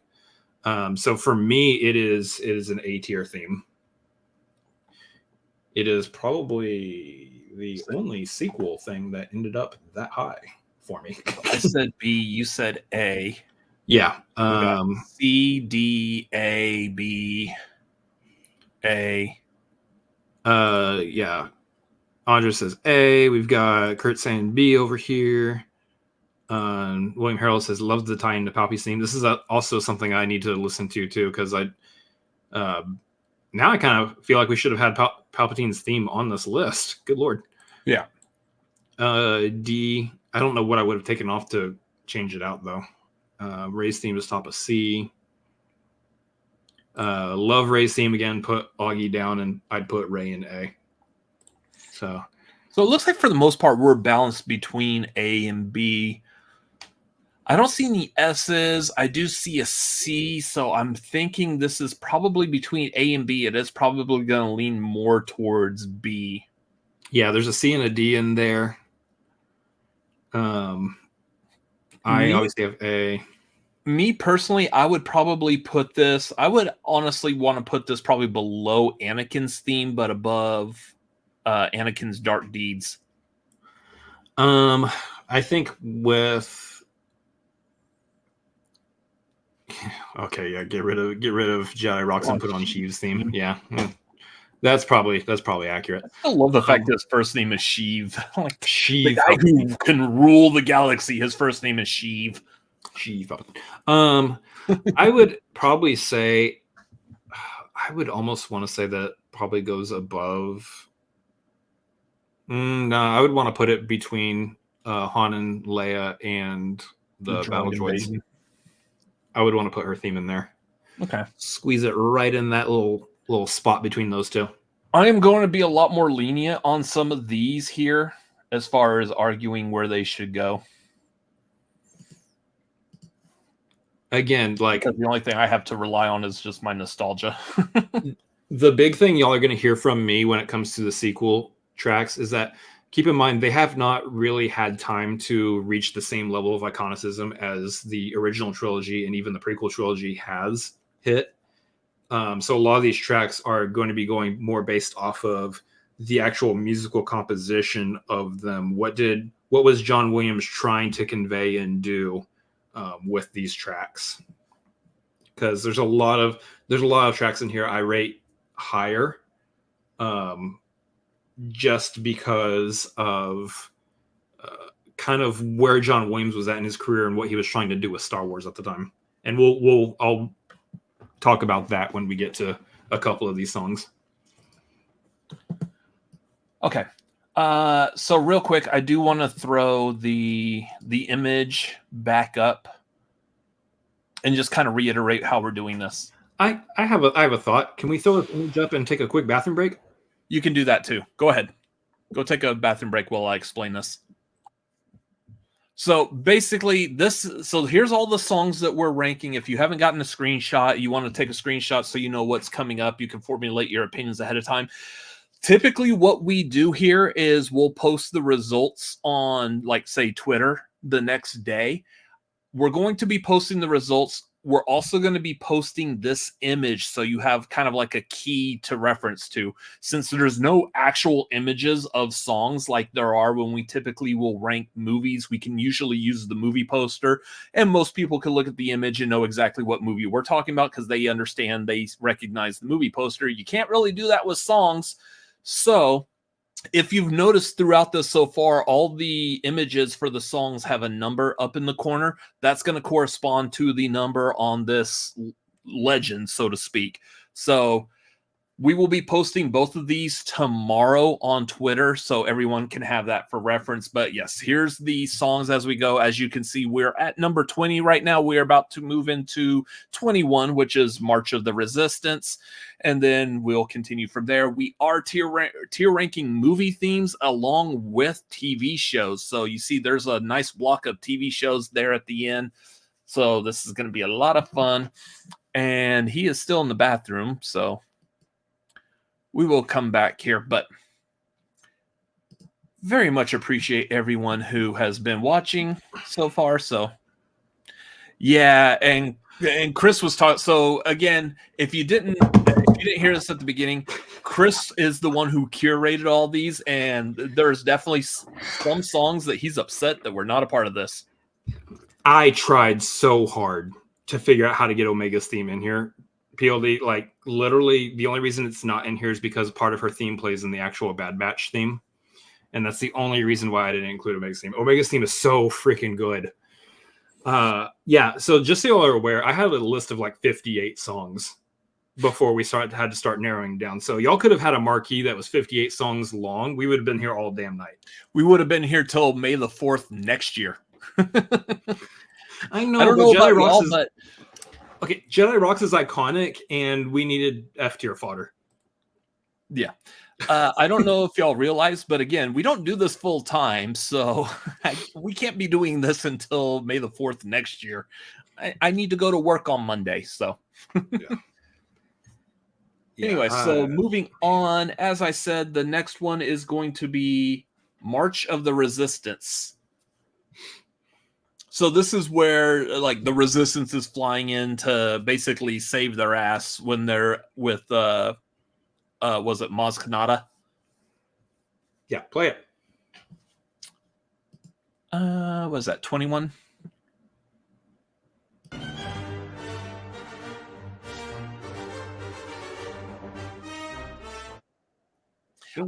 Like every time I see that, I just see the stormtrooper with that whatever that weird gadget that he has that he swings around and electrifies. Traitor! Yeah. Traitor! Yeah, so March of the Resistance, it's, I think, one of the underlying themes that kind of sticks with the entire sequel trilogy, just because it is the theme of the Resistance. It's the theme of the good guys, essentially. And it's good. It is a good theme. I actually really enjoy it. But on this particular list, I do have it at the bottom of C tier. It is, for me, it is kind of the... am I phrasing this correctly? This is the counter Imperial March, essentially. This is what would be the Imperial March for the good guys, you know, as it appears in the sequel trilogy. It's good, but it doesn't do enough that a lot of these other tracks really do for me. So because of that, I put it at the bottom of C tier. Yeah, so I said C, you said C. I see a couple of B's. There's a C, there's B. Yeah, so we're saying C. There's people in the chat saying B.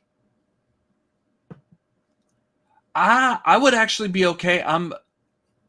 This will probably be, I'm willing to bet this is one where Chris is probably going to instantly agree with me. Yes. Below 12, but before 11. They're tiny for me. I can't see. Above the Cantina band, but below the throne. Oh, I thought you were going to say, it's going to knock Yub Nub down a bit. And so I just said preemptively, was like, yes, go for it. It is going to knock Yub Nub. Yub Nub's still going to stay C, but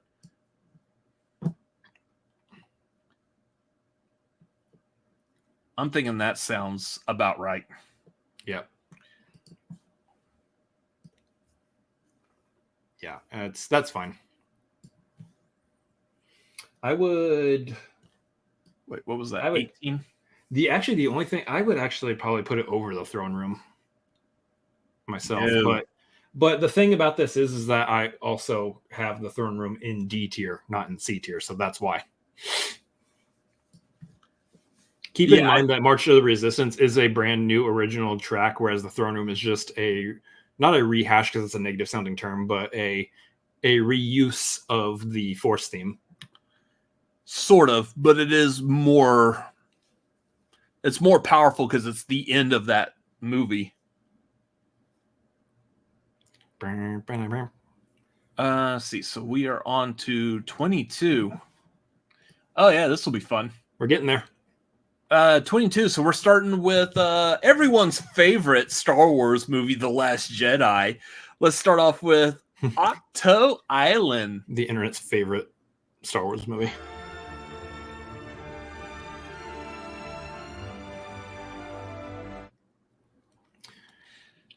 This is a theme, again, kind of going back to it plays in the background. I recognize it's Star Wars. If you were just to play this for me, I'd be like, this is a song that's in Star Wars at some point, and I don't recall where or why or how or whatever.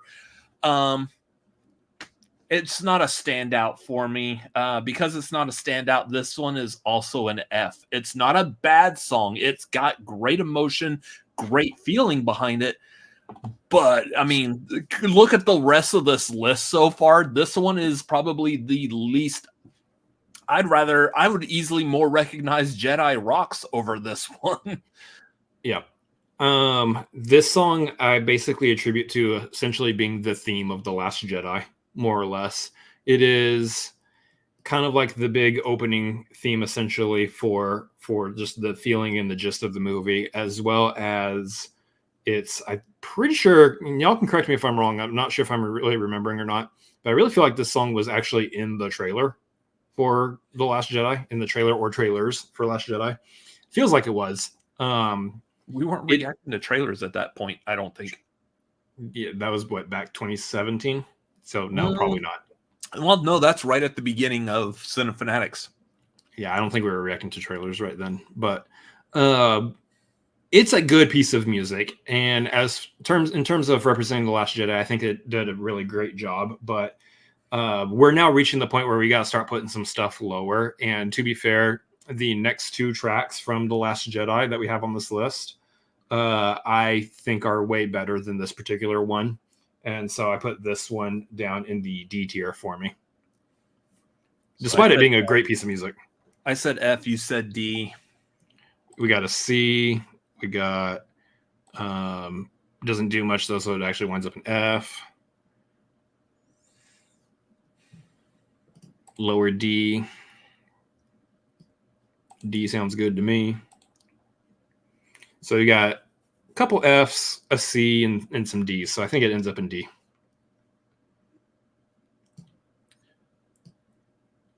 I'm going to put it towards the end of D because stuff is going to start having to filter down to F pretty soon. So I'll kind of preemptively. Just so we're all aware too, I know we flashed up that list before, but we have yet to touch any of the TV show themes. So yeah. That's also really good music that's going to have to go somewhere too. Yeah. So next one is The Rebellion is Reborn. Which is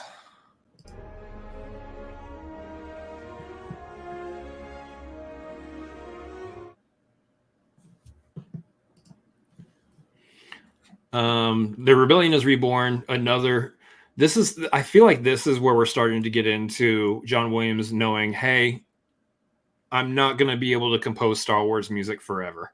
So I really want to try out some just really beautiful melodic pieces of music that kind of feel like Star Wars, but kind of get away from just the tradition of what Star Wars music sounds like and more into I just want to create just really beautiful pieces of music.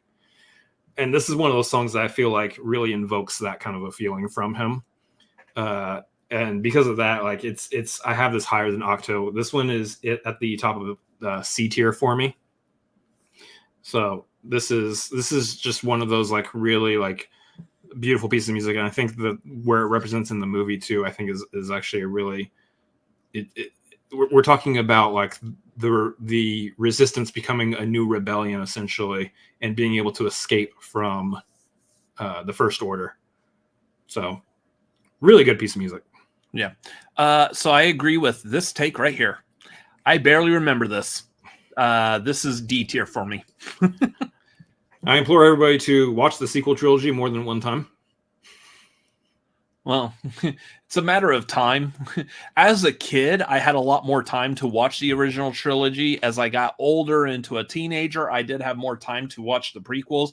As an adult who has a full-time job, edits for other YouTube channels, and is running his own running 2 other YouTube channels, I don't have time to rewatch the sequel trilogy as much. So, got D.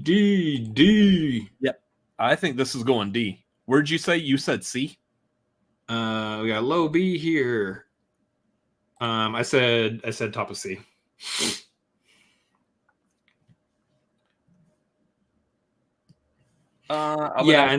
And that, Andres, goes back to my original point. I think I was making that, in all honesty, the original trilogy and the prequels just have had so much more time to just have iconic music just seep into our brains and just hang out there for decades and decades. Sequel trilogy hasn't really had time to have iconic sounding music. I think, Rey's theme, I think, will be the big one to become iconic from the sequel trilogy, especially because we're going to get another movie with her in it, and that theme is absolutely going to come back again. Yeah. All right. So next one is The Spark.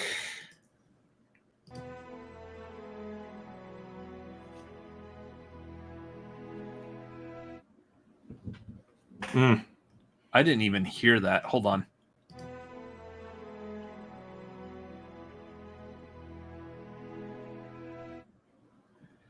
Mm-hmm. This is one of the ones that fell off the list, isn't it? Yeah, I don't know. It's good piece of music. Music-wise, it's great. It's a beautiful track. It is. And go back and listen to the actual track, guys. Absolutely nothing against it, but within the realm of all these other songs, this is F. No. I don't recognize this absolutely at not. all. Absolutely not. This is a B tier. This is again, like I was talking about, we're talking about where John Williams is trying to make just beautiful pieces of music now. This is one of those. Actually, I'm talking about now, not just like, I know a lot of people are saying F and D right now, but like actually go and listen to the song. Just take a moment, close your eyes, and listen to the melody of it and just how it comes together. It is such a beautiful piece of music. And especially at the point in the movie, which is the image that we have here, where we have Luke and Leia talking, and then this is Luke moving into his final stand against the First Order. It's such an amazing, amazing piece of music. It's just so well composed. It shows that John Williams is such a talented, amazing composer that after all these years, he's still able to produce music of this quality. Easy B tier. Easy B tier for me. Yeah. So I said F, you said B. Yeah. And all the chat is, well, almost all the chat, F, F, F, lower D. So it's either going to be lower D or it's F. It's probably going to end up still going into F anyways after everything pushes around. Oh, that's painful to me, because this is actually like one of the standout tracks from the movie. I'm going to put it under Octo for right now. That's painful. That hurts. Well, that hurts a little bit. We're just going to push through the pain as we get to The Rise of Skywalker, which not only is the name of episode 9, it also is the name of the theme song.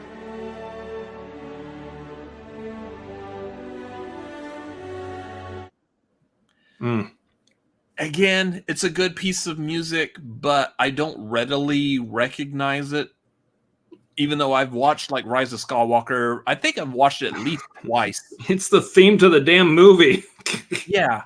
It's not readily available or recognizable in my opinion, or at least from my point of view. I do have it as F as well. Oh my God. This is horrible.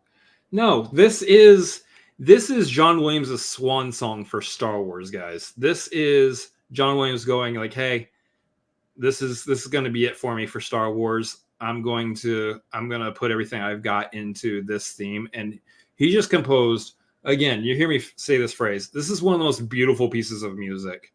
The actual, like, from a structure of a beautiful piece of music. This is one of the most beautiful pieces of music that has come out of the saga as a whole. And is an excellent, like, he's in the kitchen cooking so hard with this song. This is absolutely amazing. I think there's only like one other track. Correct me if I'm wrong. I think there's only one other track he did after this, and that was the Obi-Wan show theme, essentially, because he needed to give Obi-Wan his own theme. This feels like such an amazing, beautiful, fitting send-off for John Williams composing music for Star Wars. I implore everybody just to sit down and just like close your eyes, do nothing else, and just listen to the music of it. Because honestly, it's amazing, amazing music. When I was curating this list and I had to like, okay, I got to pull a song from each of the sequel trilogy movies. And I stumbled across these. I was like, yeah, no, these are good. These are it. These are the songs. These are beautiful. Pains me that we're getting F tiers left and right here. What the heck, man? I do like the cooking metaphors here, that he's cooking and Nerd's like, he's lightly stirring. No. He's full on creating a 4-course meal. It's It's a meal of swan. He's cooking a swan. Can you eat swan? That's weird. So I had this as F. Where did you put it, Chris? B. B. This is bottom of my B tier. And I'm seeing an F. I see D, F, D. Sassiness happening in the chat, guys. Y'all just need to listen. Maybe y'all go back to watching movies and stop listening to music. Maybe music isn't y'all's thing. I'm kidding. I'm playing around with you guys. And we just dropped to no viewers. Everyone's allowed their opinion. Sorry, we got one viewer, and it's my YouTube account that's also watching our stream. So I'm going to put it in F, but I'm going to put it above Jedi Rocks. Because I feel like almost everything that we're going to put down in F should be going above Jedi Rocks. I should actually just move Jedi Rocks to the end, but let's hold out some kind of hope. Speaking of hope, weird that Yub doesn't talk about whatever. Speaking of hope, rebellions are built on it. So number 26.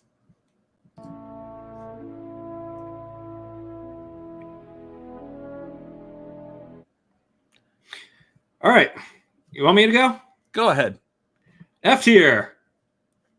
This sounds like a song that they would play in my kindergarten class when it was nap time. Well, you're just listening to the quiet part. I guess this version of the song is the quiet part, but this is essentially the main theme to Rogue One. And I'm going to be honest. Oh, okay, good. Okay, all right. Everyone else is saying F tier so far too. I'm going to be honest. This sounds like God love Michael Giacchino. Man's a fantastic composer as well. But I feel like he was like, I'm going to try to do Star Wars without actually doing Star Wars. And that's what this song sounds like to me. Nice. This song when the movie opens up and this is what we're getting, and I was like, I love Rogue One. I think Rogue One's actually fantastic, but this song takes me out of the movie because it sounds too much like someone's trying their hardest to do Star Wars and they're not quite getting there. So this for me, as much as I love Rogue One, and there's other music from this movie that's actually fantastic. There's a few other tracks that didn't quite make the list that I wrote down initially. The main theme, F tier for me. I love Rogue One, but this song, it's not Giacchino's best. It's not Giacchino's best. He's done some great stuff, but this wasn't it for me.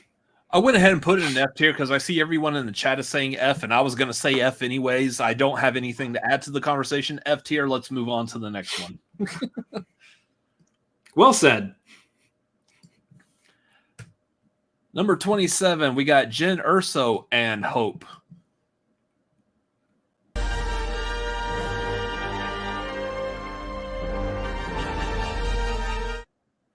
This is much better than the last one. This actually has some like good theme to it. Especially this is a song that I know plays towards the end of the movie where we're all like on our last hope to win the movie, so to speak, to secure those plans, to get it transmitted back to the rebellion.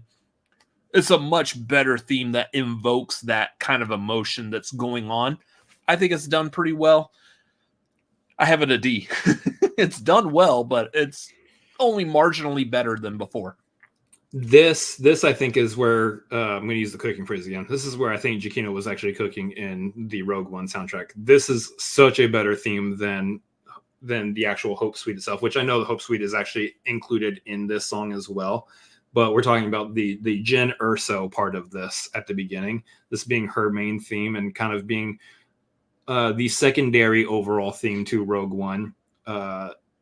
There's several moments in the movie where this song is played that I think it really connects hard with what's going on in the scene. I'm pretty sure, I feel like this song was playing it might have been a different song, but I feel like the song was playing during the moment where her and Cassian are embracing on the beach. No, there's actually another track that I left off this list that I was going to put on there that is the song of everyone dying. It's the dan it, dan it, dan it, dan it, dan it, dan it. No, not Jaws. They all died because of a shark. Yes. That is the Everyone's Dying song, because that's the song that's playing when I think literally everybody else dies, like K2SO, Bodhi. K2SO doesn't die. K2SO is a droid. It just Would you stop it? Turns off. Bodhi, Chirrut, Boz, literally everybody I think dies to that song. So, but this particular track I do have in the C tier. It's third in the C tier for me. So. Jaws is S tier. Anyway. So you said C. I said D. Yep. Third and C tier for me. Nerd said B tier. Andres was saying F tier. Kurt says B. Andres clearly hates everything that isn't the original trilogy or the prequels. Hey, I'm right there with you, Andres. It's true. Let's hang out, go get a beer sometime. Y'all meet halfway. Yeah, we'll meet like in Kentucky. Yeah. So DC, man, we're just all over the place with the. Actually, DCB, F, DCBF. So kind of all over. So I think that ends up in the C.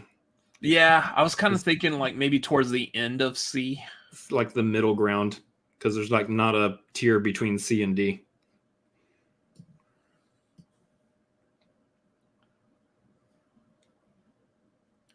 That's good enough. I can clean this image up later. Oh, right. Yeah. The one and only song that we have on this from the most excellent Star Wars movie of all time, that would be Solo. And this is The Adventures of Han.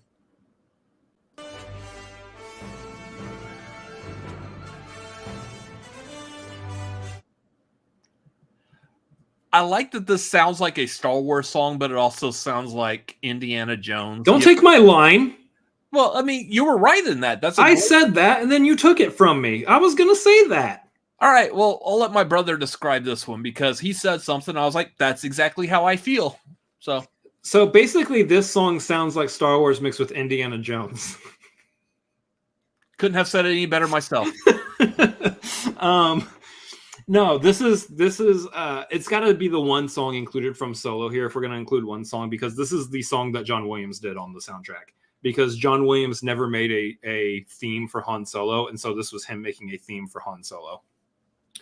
And it's good. It's good. Here's the thing. I'm going to set the stage for you guys. Our opinion of Solo, the two of us.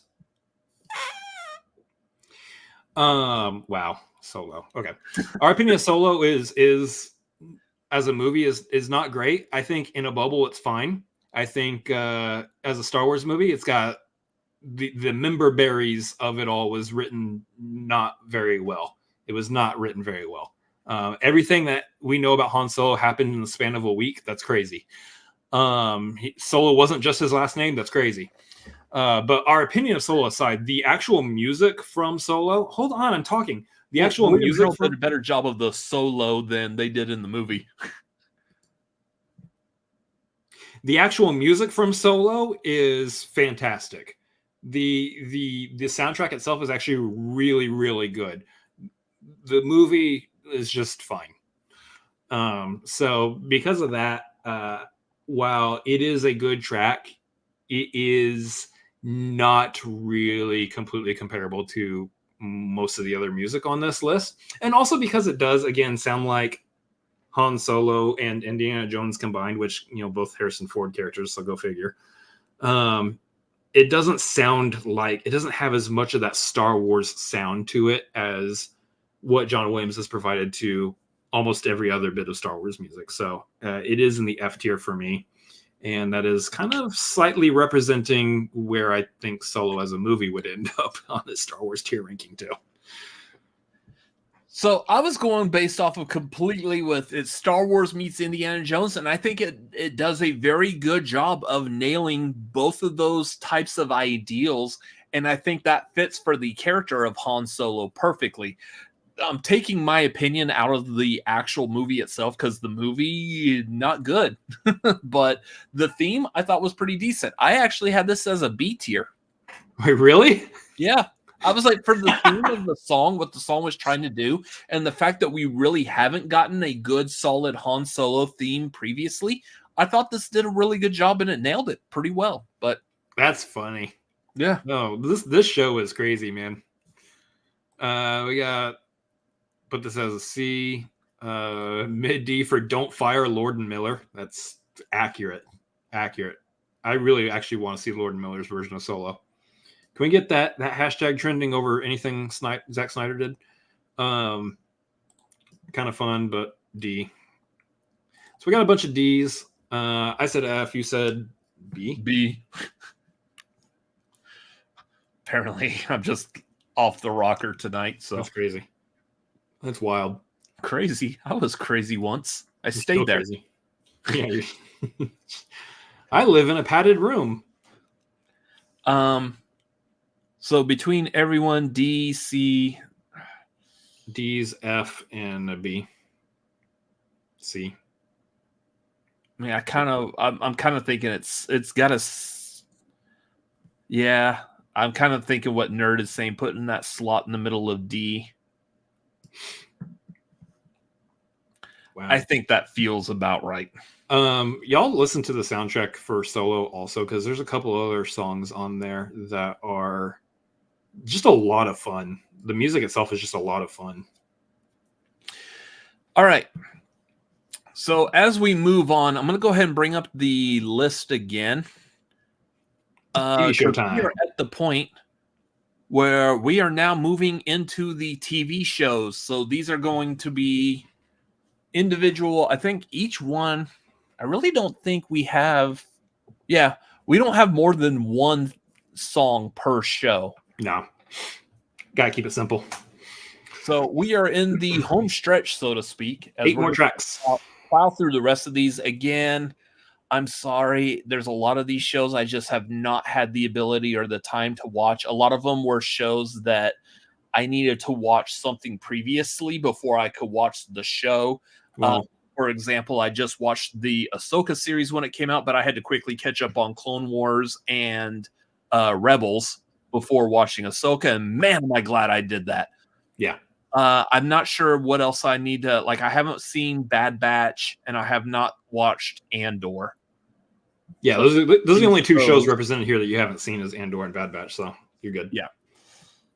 So, anyways, we are going to move on to the show. So, as that just showed us, the next one is Ahsoka Leaves, which is right here.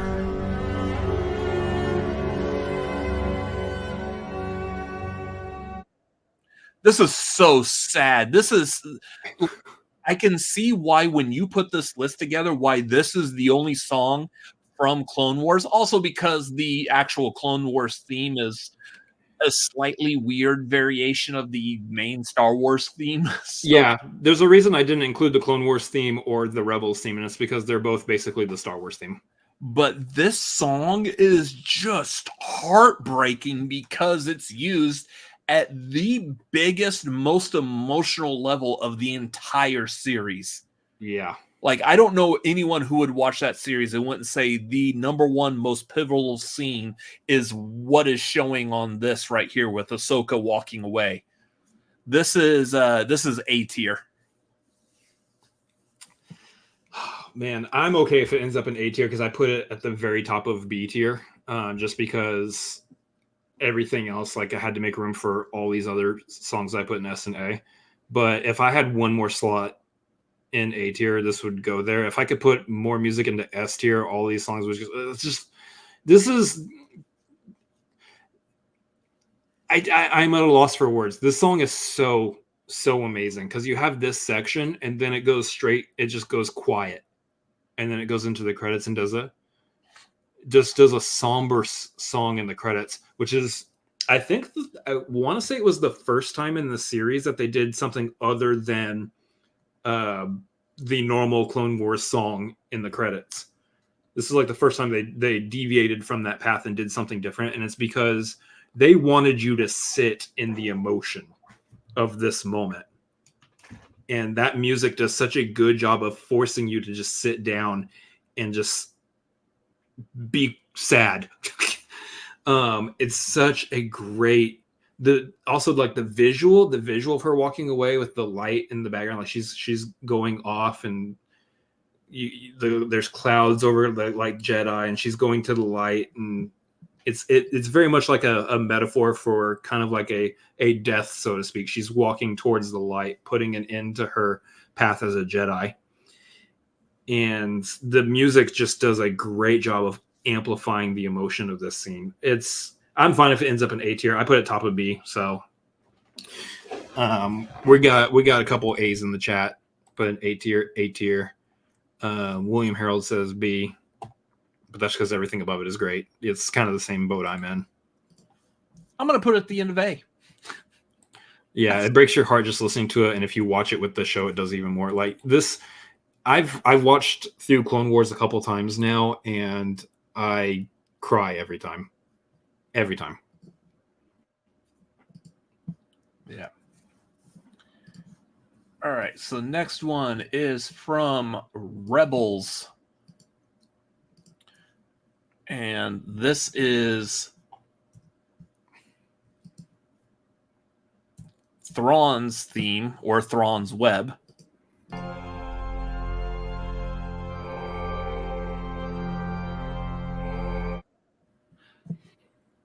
I like how this one almost has like it has like a Gregorian chant to it. It's almost as if Thrawn is like an embodiment of a religion, which almost kind of makes sense given the character, how the character acts. He's very different than any other Star Wars villain.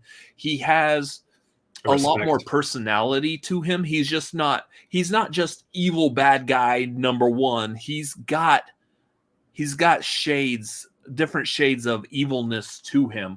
Yeah. And especially in the Ahsoka TV show with like the other, was it Dathomir witches with him, it does feel more like a religion. The fact that he's stranded on that planet there, yeah, it is very, very religious sounding, and I think that works for him.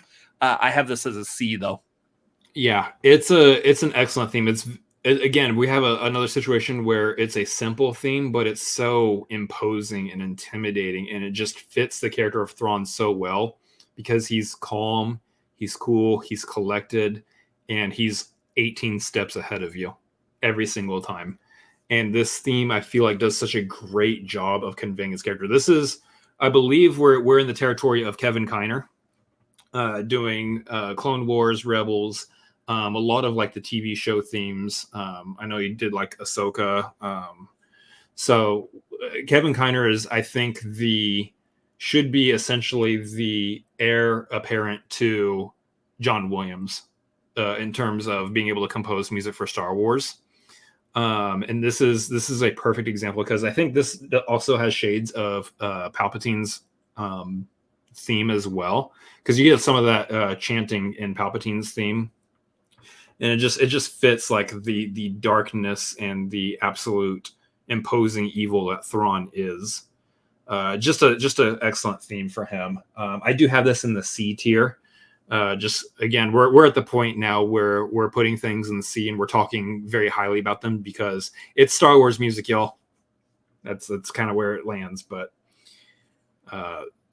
great theme for Thrawn. All right.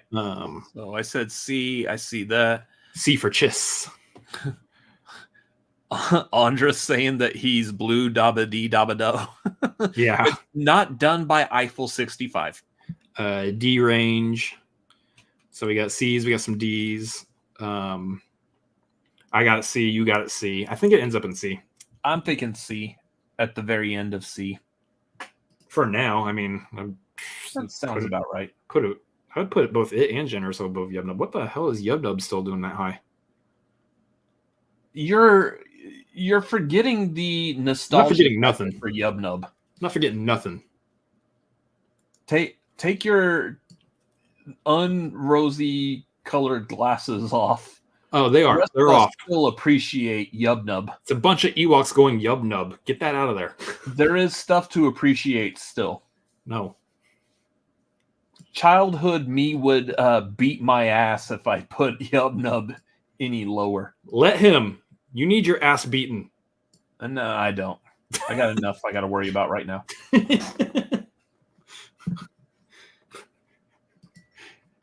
Younger me would just run away instead of beating my ass anyway, so. Number 31. We're almost done with this. We're actually making really great time given the fact we're tier ranking 36 things. But number 31 is the theme to Bad Batch.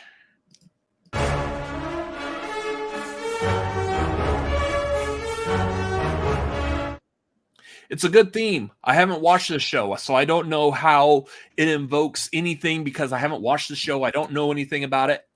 I still think it's a good theme. I can't wait to watch the show, which I will eventually watch. But for right now, I have this as C tier. Wherever my brother ultimately wants to place it is where I would probably say our opinion would go. I'm going to take the wind out from your sails. You ready? Yeah. You've watched all of the Clone Wars, right? Yeah. Yeah, there was a couple episodes arc at the end of the Clone Wars that these guys appeared in. So you've already seen the Bad Batch. You've seen them operating, and you've heard their theme. I haven't watched the show. And you've heard their theme during that section. So where do you want to put it? Oh, no, let the wind come out of your sails. Come on. I don't have a boat. Just where do you want to put it? The Bad Batch theme is a really good theme. I really wish I could have put Omega's theme on here along with it, but alas, if you're going to pull one song from the show, it's got to be the main theme here. Really good theme. It would end up higher if it wasn't just for the fact that literally, again, we're at the point where it's like, look at all the other Star Wars music on the list. It's at the top of D tier for me, despite the fact that I absolutely love this theme. Don't shrug like that. After all that, I'm still ranking this higher than you are. Don't shrug. Weirdo. Just let me have my opinion. Yeah, sure, but I don't watch this show and I ranked it higher. Yes, but I also ranked several beautiful tracks from the sequel trilogy higher than you did, so that's why. But we've all watched those. I know. Regardless, the show did just end. Also, if you guys haven't watched The Bad Batch, I strongly suggest you should check out The Bad Batch. It's such a great transitional show between prequel and sequels, or not sequels, prequel and original trilogy too. But D tier for me. We got A. You got whatever you said. I said C and you said D. Yeah. But let's be fair, it's at the top of D. This is one of the situations where if there's one more spot in C, it would have been C. So we're splitting hairs. I mean, so this is gonna go C. So where in C is it gonna go since C is already filled? I pay you 60 portions to get this to B tier. 60 portions. 60 portions. You said it's going to go in C? Yeah. Well, bump Yub-Nub out of there, move Jen Urso and Thrawn up, and then you can throw Bad Batch at the bottom. My opinion's going to be the same every time. Get Yub-Nub out of there. Moving up or moving down? Forget Yub-Nub. Yub-Nub will end up moving wherever it needs to move. Don't focus on Yub-Nub. Where are we putting this within C? Don't overcomplicate it. I got one more. I'm not overcomplicating. I'm having fun. I got one more that's going to go into B tier. So I get. We want to move the wait. I put it at the top of D. Just put it at the top of D. That's where I put it. Why am I waffling over here? I put it at the top of D. Just.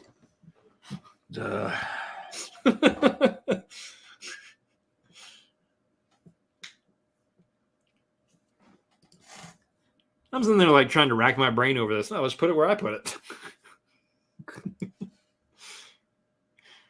it. Goofy. But chat is all saying A, Chris. I know. Chat is all saying A. That's why I was saying C, but I'm already in the process of moving this, so we would have to move Thrawn down then. Well, if chat's all saying A, it would have to go somewhere in the middle of C, in which case you'd still have to move things around. Which comes back to... Never mind. You don't want me to talk about Yub Nub anymore. We can shift things around still at the end.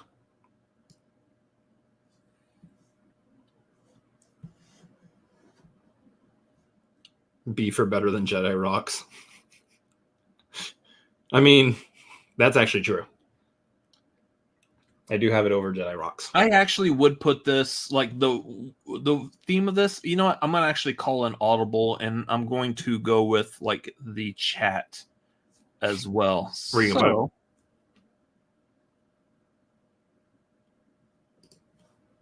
I'm going to actually move this to where Yub Nub is. And then you're just going to switch places with Yub Nub. I got it. That's good. Love it. No. What the heck, man?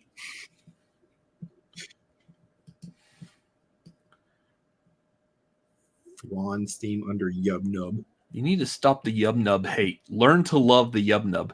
We'll never love Yub Nub. No, that's fine. You're the outlier. You're the weird one. I'm not the outlier. Me and Nerd are on the same page. But everyone else still respects the Yub Nub. No.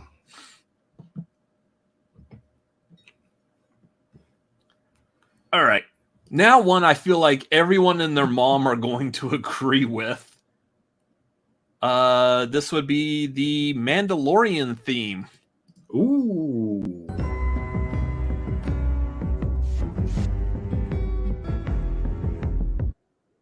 That's a good theme. A. I like this theme. I remember when I said I had one that's going to go in the B tier. Sure. Not this one. I put Mandalorian in C. It's good. It's a fantastic theme. Oh, everyone's saying S tier. Listen, I get it. The only reason it ended up in C is, again, I'm going to repeat myself. I'm going to broken record over here. All of the other Star Wars music that's ahead of it. Ludwig Göransson was cooking very hard when he made this. I love the behind the scenes and watching him talk about making this theme, and then talking with Jon Favreau about how they came up with and coordinated the theme for Mandalorian. It is such a good theme for this character and for the show as a whole, being a new and unique sounding thing for Star Wars. I do have it at the top of C just because it had to go somewhere. This is one of those where it's like, this is one of the ones that tore at my heart because, like you were all saying, it is a very good song. It's just, I just like so many other songs more than it. So you have it C? Yeah. I have it A. The chat saying A and S. Yeah, chat saying A and S. Gosh,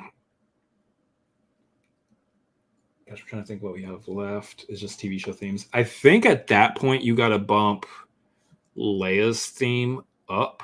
Yep, that's exactly what I'm going to do. You got to bump Leia's theme up and tuck Mandalorian somewhere in that A tier, it sounds like. It almost might just...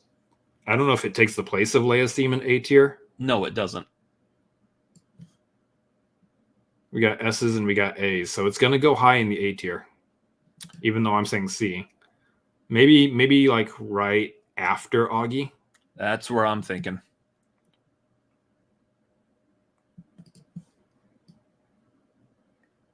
Oh, you were just calling it Augie. It's easier than saying all those other words. Why use many word when few word do trick? Exactly. That's going to go right after Augie. You got your office in my Star Wars.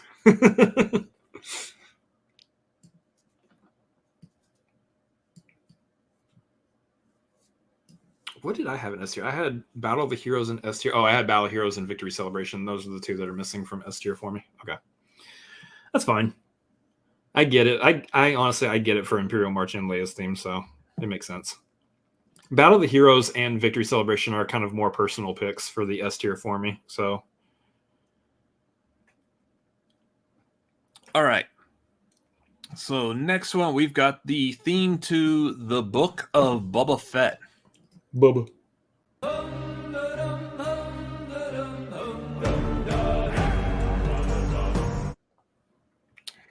I need to bathroom real quick, so All I'm right, going I'll- to quickly give my opinion and let Chris handle it from here. Cool. This is good. I think it fits the character, the personality of Boba Fett, especially everything he goes through within this TV show, wrestling his way out of the Sarlacc pit and being raised and trained by the Tusken Raiders, and then eventually taking his position as the ruler of the Tatooine underworld, whatnot. I have this as a D. Be right back. All right. So, you said D tier. That is, I'll say right top. That's also where I'm putting it. But I will say, in terms of the song, what I think really makes the most sense here, or what I think really was the best part about this, is this is very different sounding for a Star Wars track. This is in much the same way that Mandalorian was different when it first started. Book of Boba Fett is very different when it first started. Albeit, I believe Book of Boba Fett is still adjacent to the Mandalorian in terms of the sound of their themes. But I think the best part about Book of Boba Fett, and the one aspect I really enjoy the most about it, is I feel like excuse me. I feel like it reflects Tamora Morrison's Maori culture a little bit more. Like that's something that Ludwig Göransson really attempted to try to do, was incorporate as much of the Maori culture into the theme. And that just feels like such a Ludwig Göransson choice. Because I feel like he was kind of reaching outside of the box for Mandalorian as well. But it's really great because you remember that Boba Fett being a clone, and all of the clones coming from Jango Fett, obviously all of them being Tamora Morrison. And it was a really neat thing for them to kind of like highlight that aspect and kind of integrate it with Star Wars a little bit. In terms of how it reflects Boba Fett's status as the new I know they had the actual term for it, but I forget the actual term they used. But it reflects essentially Boba Fett's new leadership position in the criminal underworld, and kind of how he's running the show now. I feel like it has that really good, like, forceful sound to it. But I do have it at the bottom of the D tier for me, despite being very unique in and of itself. I think it just doesn't do enough, and that's why I have it there. I got it in the bottom of D tier. Are you saying B or D? D. Okay. Not B, but D. Daimo. Yeah, that's it. That's the term I was looking for. The crime kingpin. Yeah, D for Daimo. All right, so you're saying D. I put it in D. How's the chat saying? We got a B. We got C. We got D. Boba was my best good friend. He knew everything there was to know about shrimping business. D tier. It's great. All right, so D. D. We got some D's. We got a C. And we got a B. So probably ends up top of D tier then, I guess. Or mid top of D tier. I would actually put it after the parade of Ewoks. Okay. So between 17 and 23, and knocking 24 down to that's F. Absolutely painful that the Spark is going to F tier. That's insane to me, but we are where we are.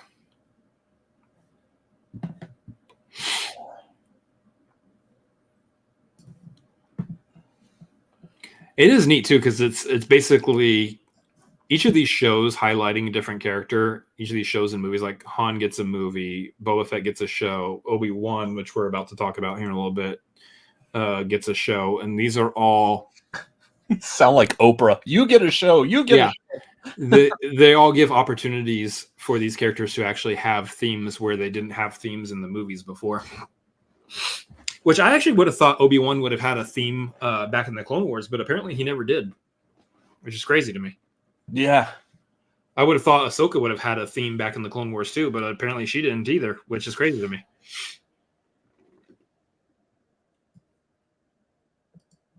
I love how we got like basically 24, 25, and 26 are all F tier.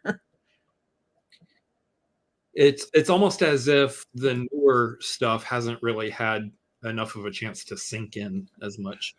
Which is fair, and that's why I'm thinking like the way I judged those were just based off of how the theme resonates given that what's going on in the movie or what character it's attributed to.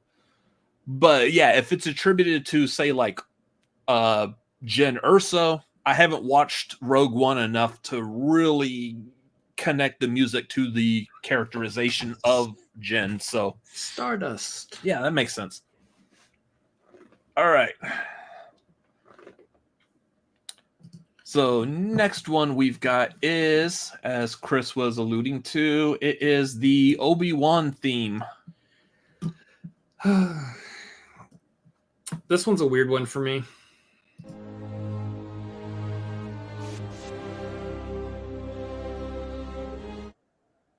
Because it's a nice sounding piece of music.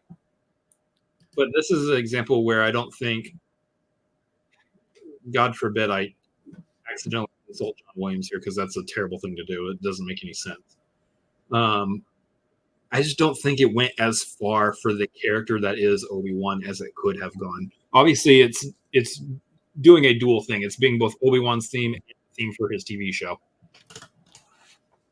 And I really feel like he could have gone so much further with it. It's in the grand scheme of these TV show themes, it and one other show, I think, are ultimately forgettable in a sense.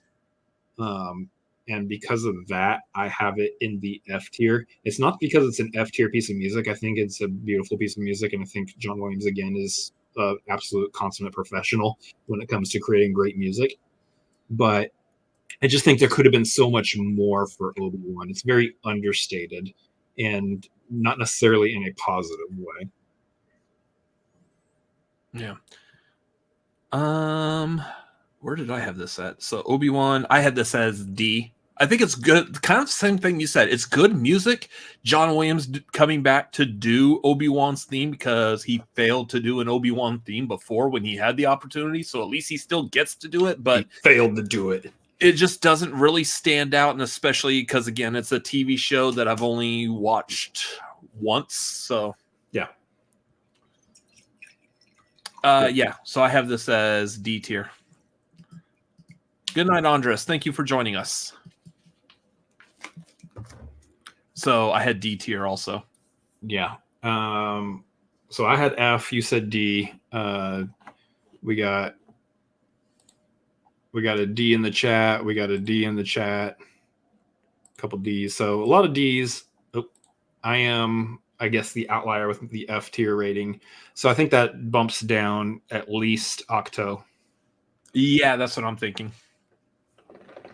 I mean, given that there's 6 in each tier, there might even be an argument for it bumping down Adventures of Han too, but we only need one spot right now, so.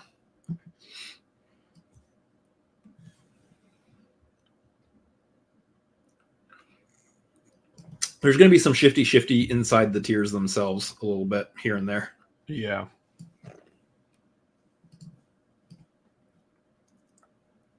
Which I think we only have, 2 more songs?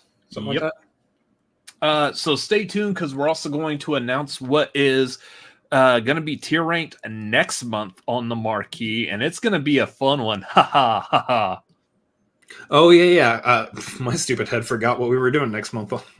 And then I just remembered. Because you gave a good clue.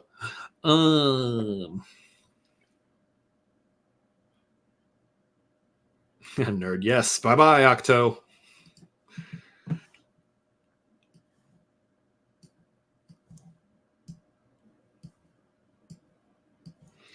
Obi-Wan Kenobi.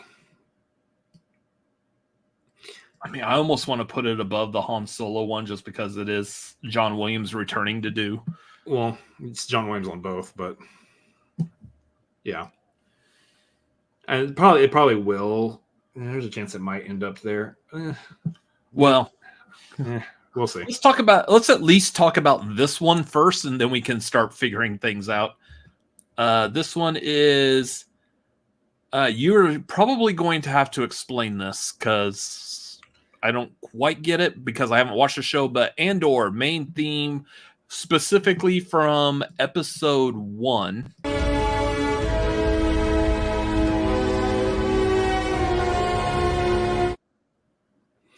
Yes, the reason I have to explain it is because they changed. It's the same piece of music, but they changed it up and how it sounds from episode to episode, from section to section. I chose the episode 1 over the last episode because the last episode sounds like a bunch of people in the streets banging on various things, rallying together against the Empire, which reflects exactly what happened in the show. So. But it's a little ear grating. The last episode's version of the main theme is a little ear grating and would not have fared well as the pick for this list. In terms of the actual song itself, yes, Nerd is right in the chat. It is a very short piece of music. It is. It does invoke a very specific feeling when you're actually listening to it as a whole. And I would say for you, I'll play. I don't know if you actually noticed anything about the Andor theme, or if you just only listen to this one over and over again. But I'll play like the other version at the very end of the series for you, and you're gonna be like, whoa, that's insane. It's good. It reflects the series very well. It has the same. It sets up the tone for what to expect from the series very, very well. But as a whole, it is on this list one of the more forgettable pieces of music in the Star Wars pantheon, and so I do have it in the F tier as well. But the show itself is far away from the F tier, almost as far as you can get for Star Wars television. So. Make no mistake, just because the theme is ending up in the F tier does not mean I think the show itself is an F tier show. It is cool. not. I'm going to put it in F tier also. Where in F tier should it go? I put it at the top of F tier myself, but we got Nerd saying D. Anybody else in the chat wants to say anything, go ahead. But yeah, I'm thinking F tier. It's going to end up at the top of F tier for right now.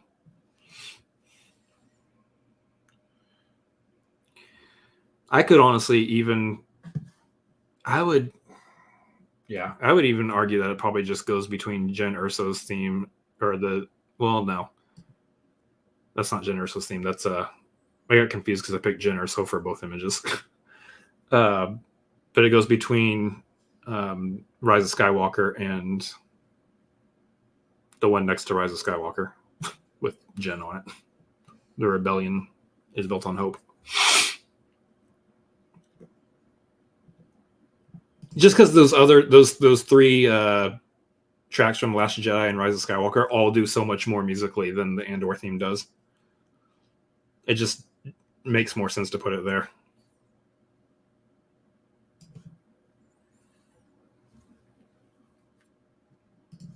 Okay. All right, and the last song on here. We are at the end. So this is Yub Nub again. No, the Ahsoka theme, end credits theme.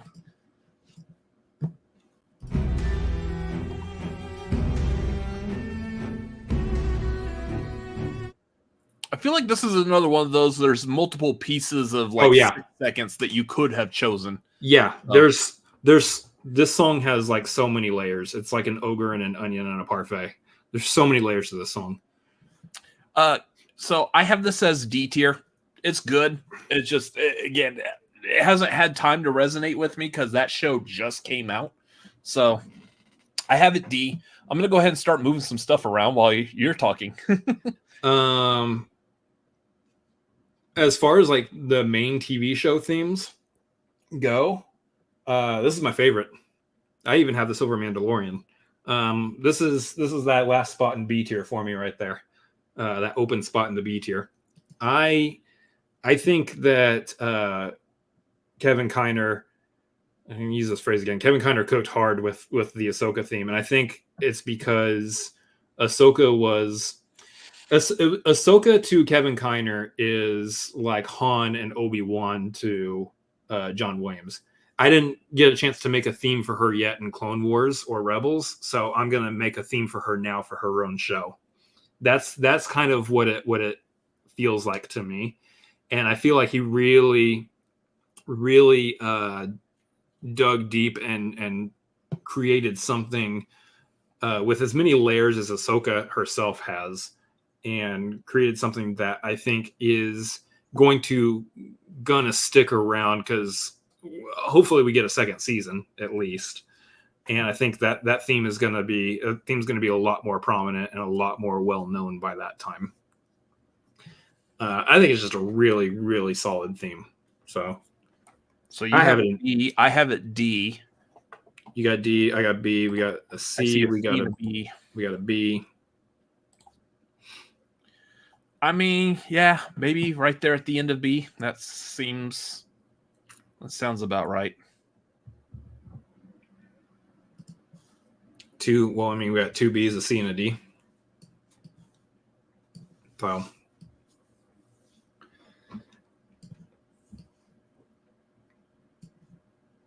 that's one of those that floats between either bottom of B or top of C. And since there's a hole right here at the bottom of B, that sounds good for right now. All right. So that is all 36 songs. Holy crap, we're still within the same day, at least here in the Central Time Zone. So that's a win. Yeah. Do we want to shuffle anything else around? Yeah. I would put the main Star Wars theme to the left of Imperial March and everything in front of Imperial March above it. Force theme, Duel of Fates, and Across the Stars all above the main Star Wars theme. To the left of Imperial March? You see where Vader's at in S tier? Yeah, number 14. I would put the main Star Wars theme to the left of Vader. It is to the left of it. I mean directly to the left. Oh, so you want to move Force theme up. Is there a better way I could have phrased that? Yeah. Yeah. Force theme, Duel of Fates, and Across the Stars all move up. And move everything up. Yes. Force theme, Duel of Fates, and Across the Stars all move up. Main Star Wars theme moves to after Across the Stars.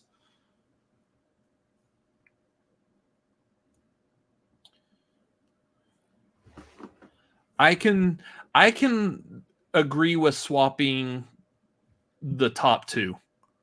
But the Star Wars theme is the Star Wars theme. Everything else like bows to the Star Wars theme for the most part. Like I can understand the Force theme maybe being higher above it, but everything else is dwarfed in comparison to the main Star Wars theme. Nerd says, I think compromise the Star Wars theme goes after Duel of Fates. I think that's also a fair compromise. Move Force theme and Duel of Fates up in Star Wars after Duel of Fates, but before Across the Stars. I think that's a fair compromise. It's okay for the main theme of the thing to not be number one, because we're talking about a saga that has spanned over a course of many movies and many TV shows and has created so much wonderful, excellent music that it's okay for the main theme to kind of fall second to some of the pieces that have been created after it. Okay. Anything else that should move around? I'm actually happy with the F tier as it is.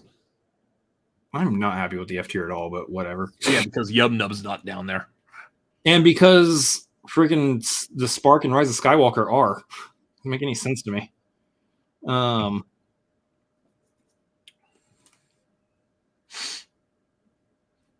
I mean, I'm kind of looking over the rest of it.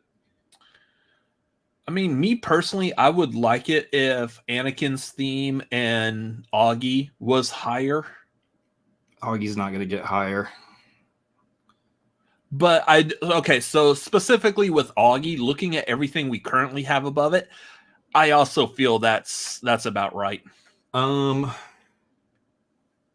above Anakin, I could put Anakin's theme. I could easily put Anakin's theme above the Battle Droid. Yeah, swap 3 and 2.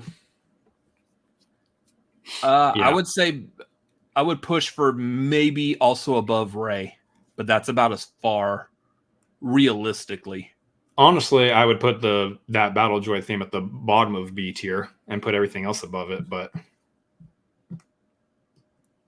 how about Anakin's theme over Rey's theme? I mean, I technically have it at a tier under Rey's theme, but I could go with that. I could be fine with that. I mean, they're right next to each other at this point, so yeah. I mean, that's like semantics kind of at this point, but I mean, yeah, me personally, I would still put Droid Invasion underneath Dark Deeds and the Ahsoka theme. Okay. I'm okay with that. Just thinking about like how they all are from a musical standpoint. Yeah.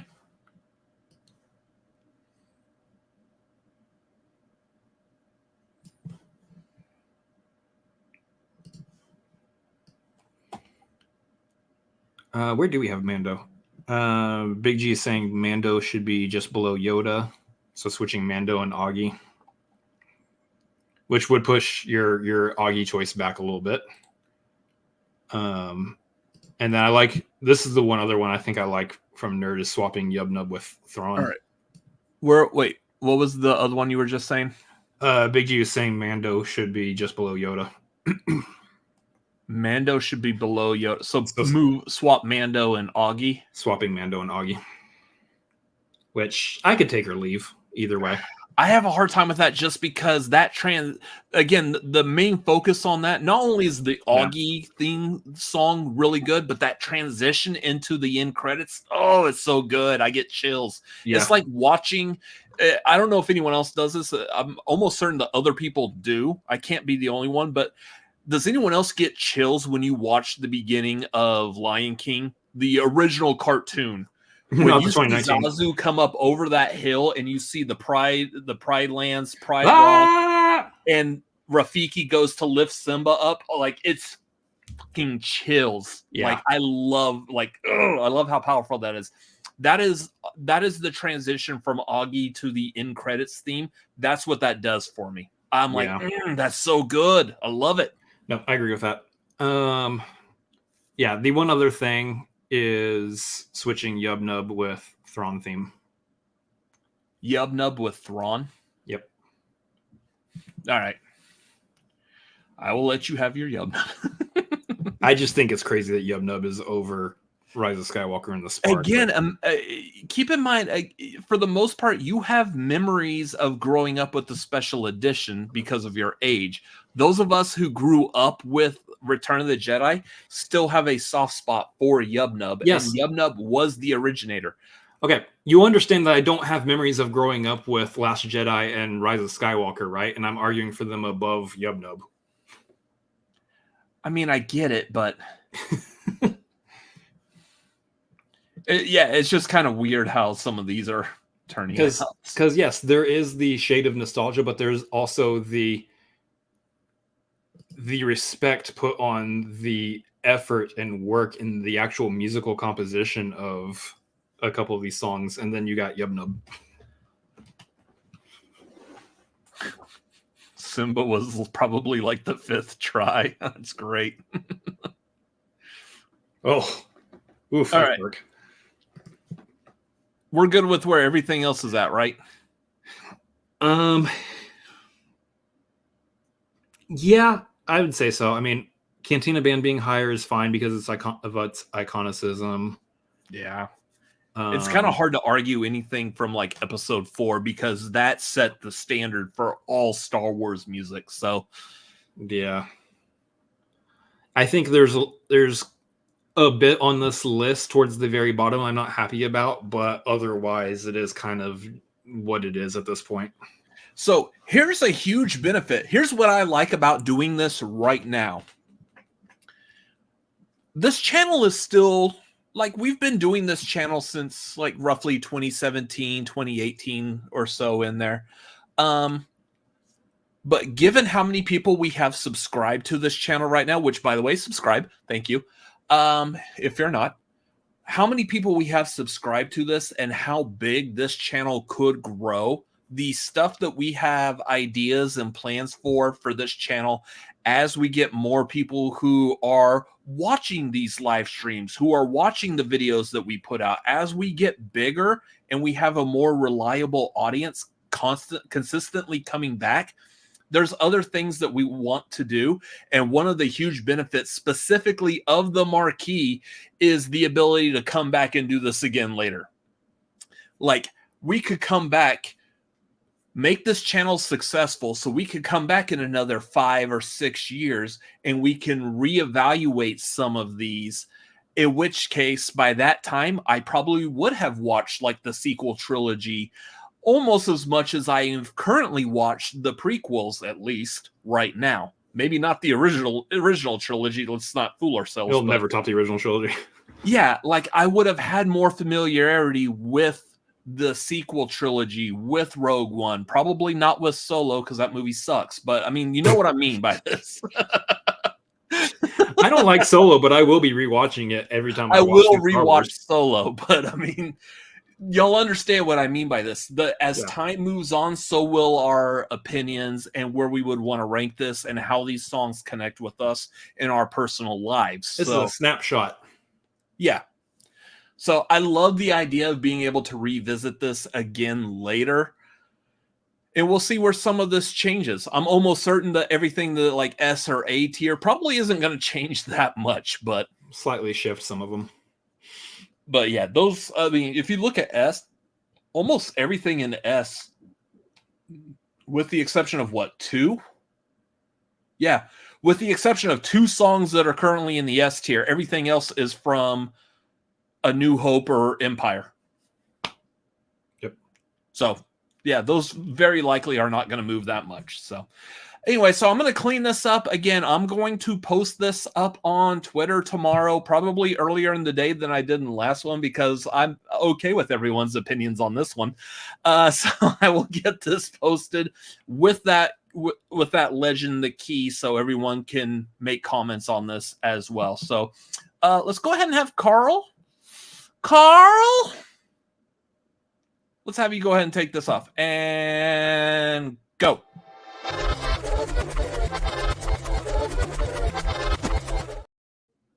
Oh, almost did not make that.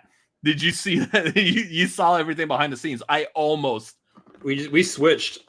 We came back and switched.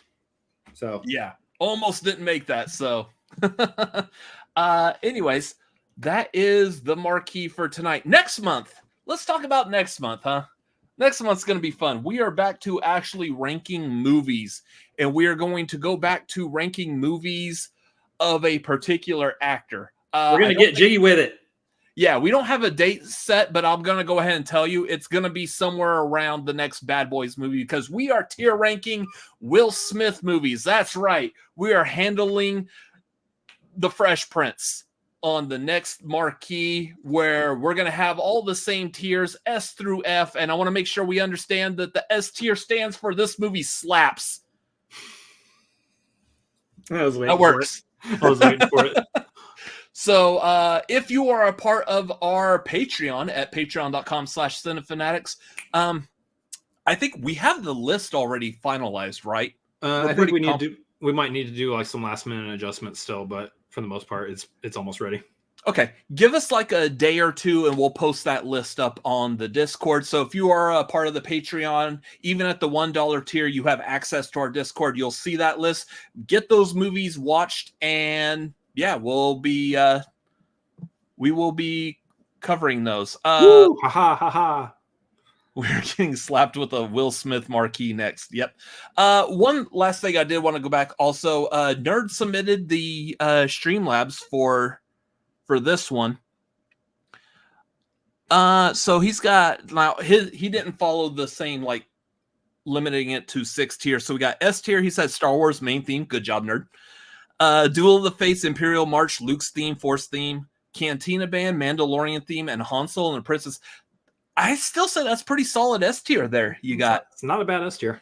No, A tier, Leia's theme, Throne Room and End Title, Augie, Ahsoka Leaves, Bad Batch theme, Droid Invasion, and Across the Stars. Pretty solid for A. B, Battle of the Heroes, Jyn Erso and Hope, March of the Resistance, The Rebellion is Reborn, Anakin's Dark Deeds, Yoda's theme, and Victory Celebration for B. Which, okay. It's kind of weird, like, when you go back and you read some of these, now that we already have made judgment calls on where we put them, like, I feel like I'm not going to try to put you down or your opinion, but it's kind of weird how these all have landed now that we've done this. I like you put Rebellion is Reborn. Yeah. Higher. C tier, we got Anakin's theme, Rey's theme, Ahsoka's theme, Parade of the Ewoks, Adventures of Han, and Book of Boba Fett. D tier, we got Obi-Wan theme, Thrawn's Web, Rebellions Are Built on Hope, Andor, and Rise of Skywalker. And then F, we got The Spark, Octo, Jedi Rocks, and Yub Nub. I see we couldn't convert you on the Yub Nub there, so. me and Nerd are Yub Nub hating brethren. Brothers in arms. I'm actually like, I'm curious if, and this might be something I don't know if I'm actually like daring enough to do this. I would like to go out to like a shopping mall or whatever. Like, hey, anyone who's familiar with Star Wars, come here and just ask them, like, what are your opinions on Yub Nub? And like specifically, if I could find someone who is like younger than like a millennial generation to sit there and be like, oh, what's Yub Nub? And then play it for them like, oh, that song sucks. What the hell is that? You're going to get what's Yub Nub from people who even watched Yub Nub. Probably. But yeah, I feel like Yub Nub is the most like controversial song, the most pivotal song to those who grew up with the way Star Wars used to be versus who grew up with the special editions on. It should be noted that me and Nerd are basically the same age, so... Well, that would make sense.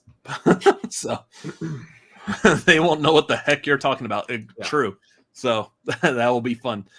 I don't know if I'm daring enough to do that. Not only do I'm very introverted, except of course for running a YouTube channel. So I don't know if I want to ask random people, hey, do you know what Yub Nub is? Have you heard of my Yub Nub? Have you heard of my Yub Nub? Cool. Now I got to go introduce myself to all of my neighbors, and I can't live within 1,000 feet of a school or something like that. Insane. So, anyways, that is going to do it for tonight. So, those of y'all who are watching, absolutely love y'all being here. I hope y'all had a great May the 4th, and thank you for being a part of this stream. This was a great turnout.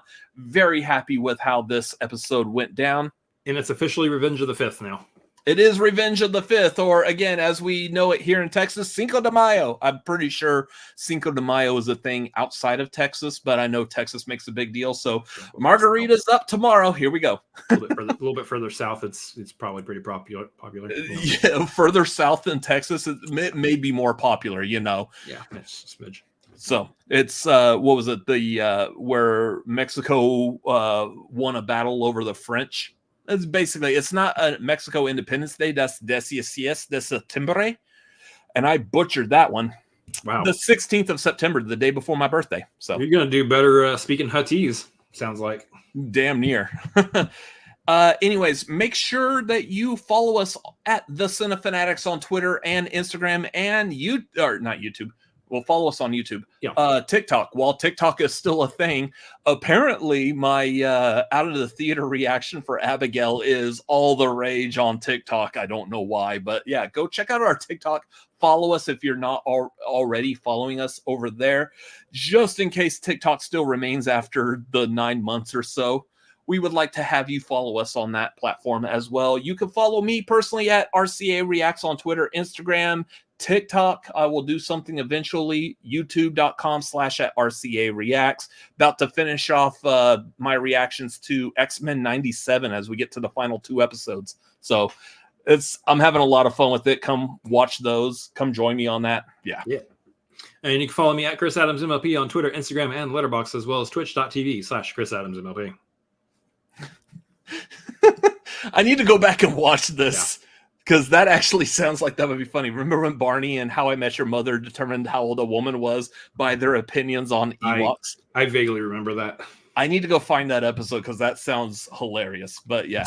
Anyways, Make sure you give us a like, hit subscribe if you haven't done that already. If you're watching this on a replay, leave us a comment down below. What did you think of this? Please be mindful of your opinions. Don't be toxic. No one wants that. Unless you're talking about Yubnub. Yeah, unless it's about Yubnub. I'm okay if you're toxic about Yubnub. I understand. I get it. Whatever. But thank y'all all for watching. So we will see you later. Goodbye.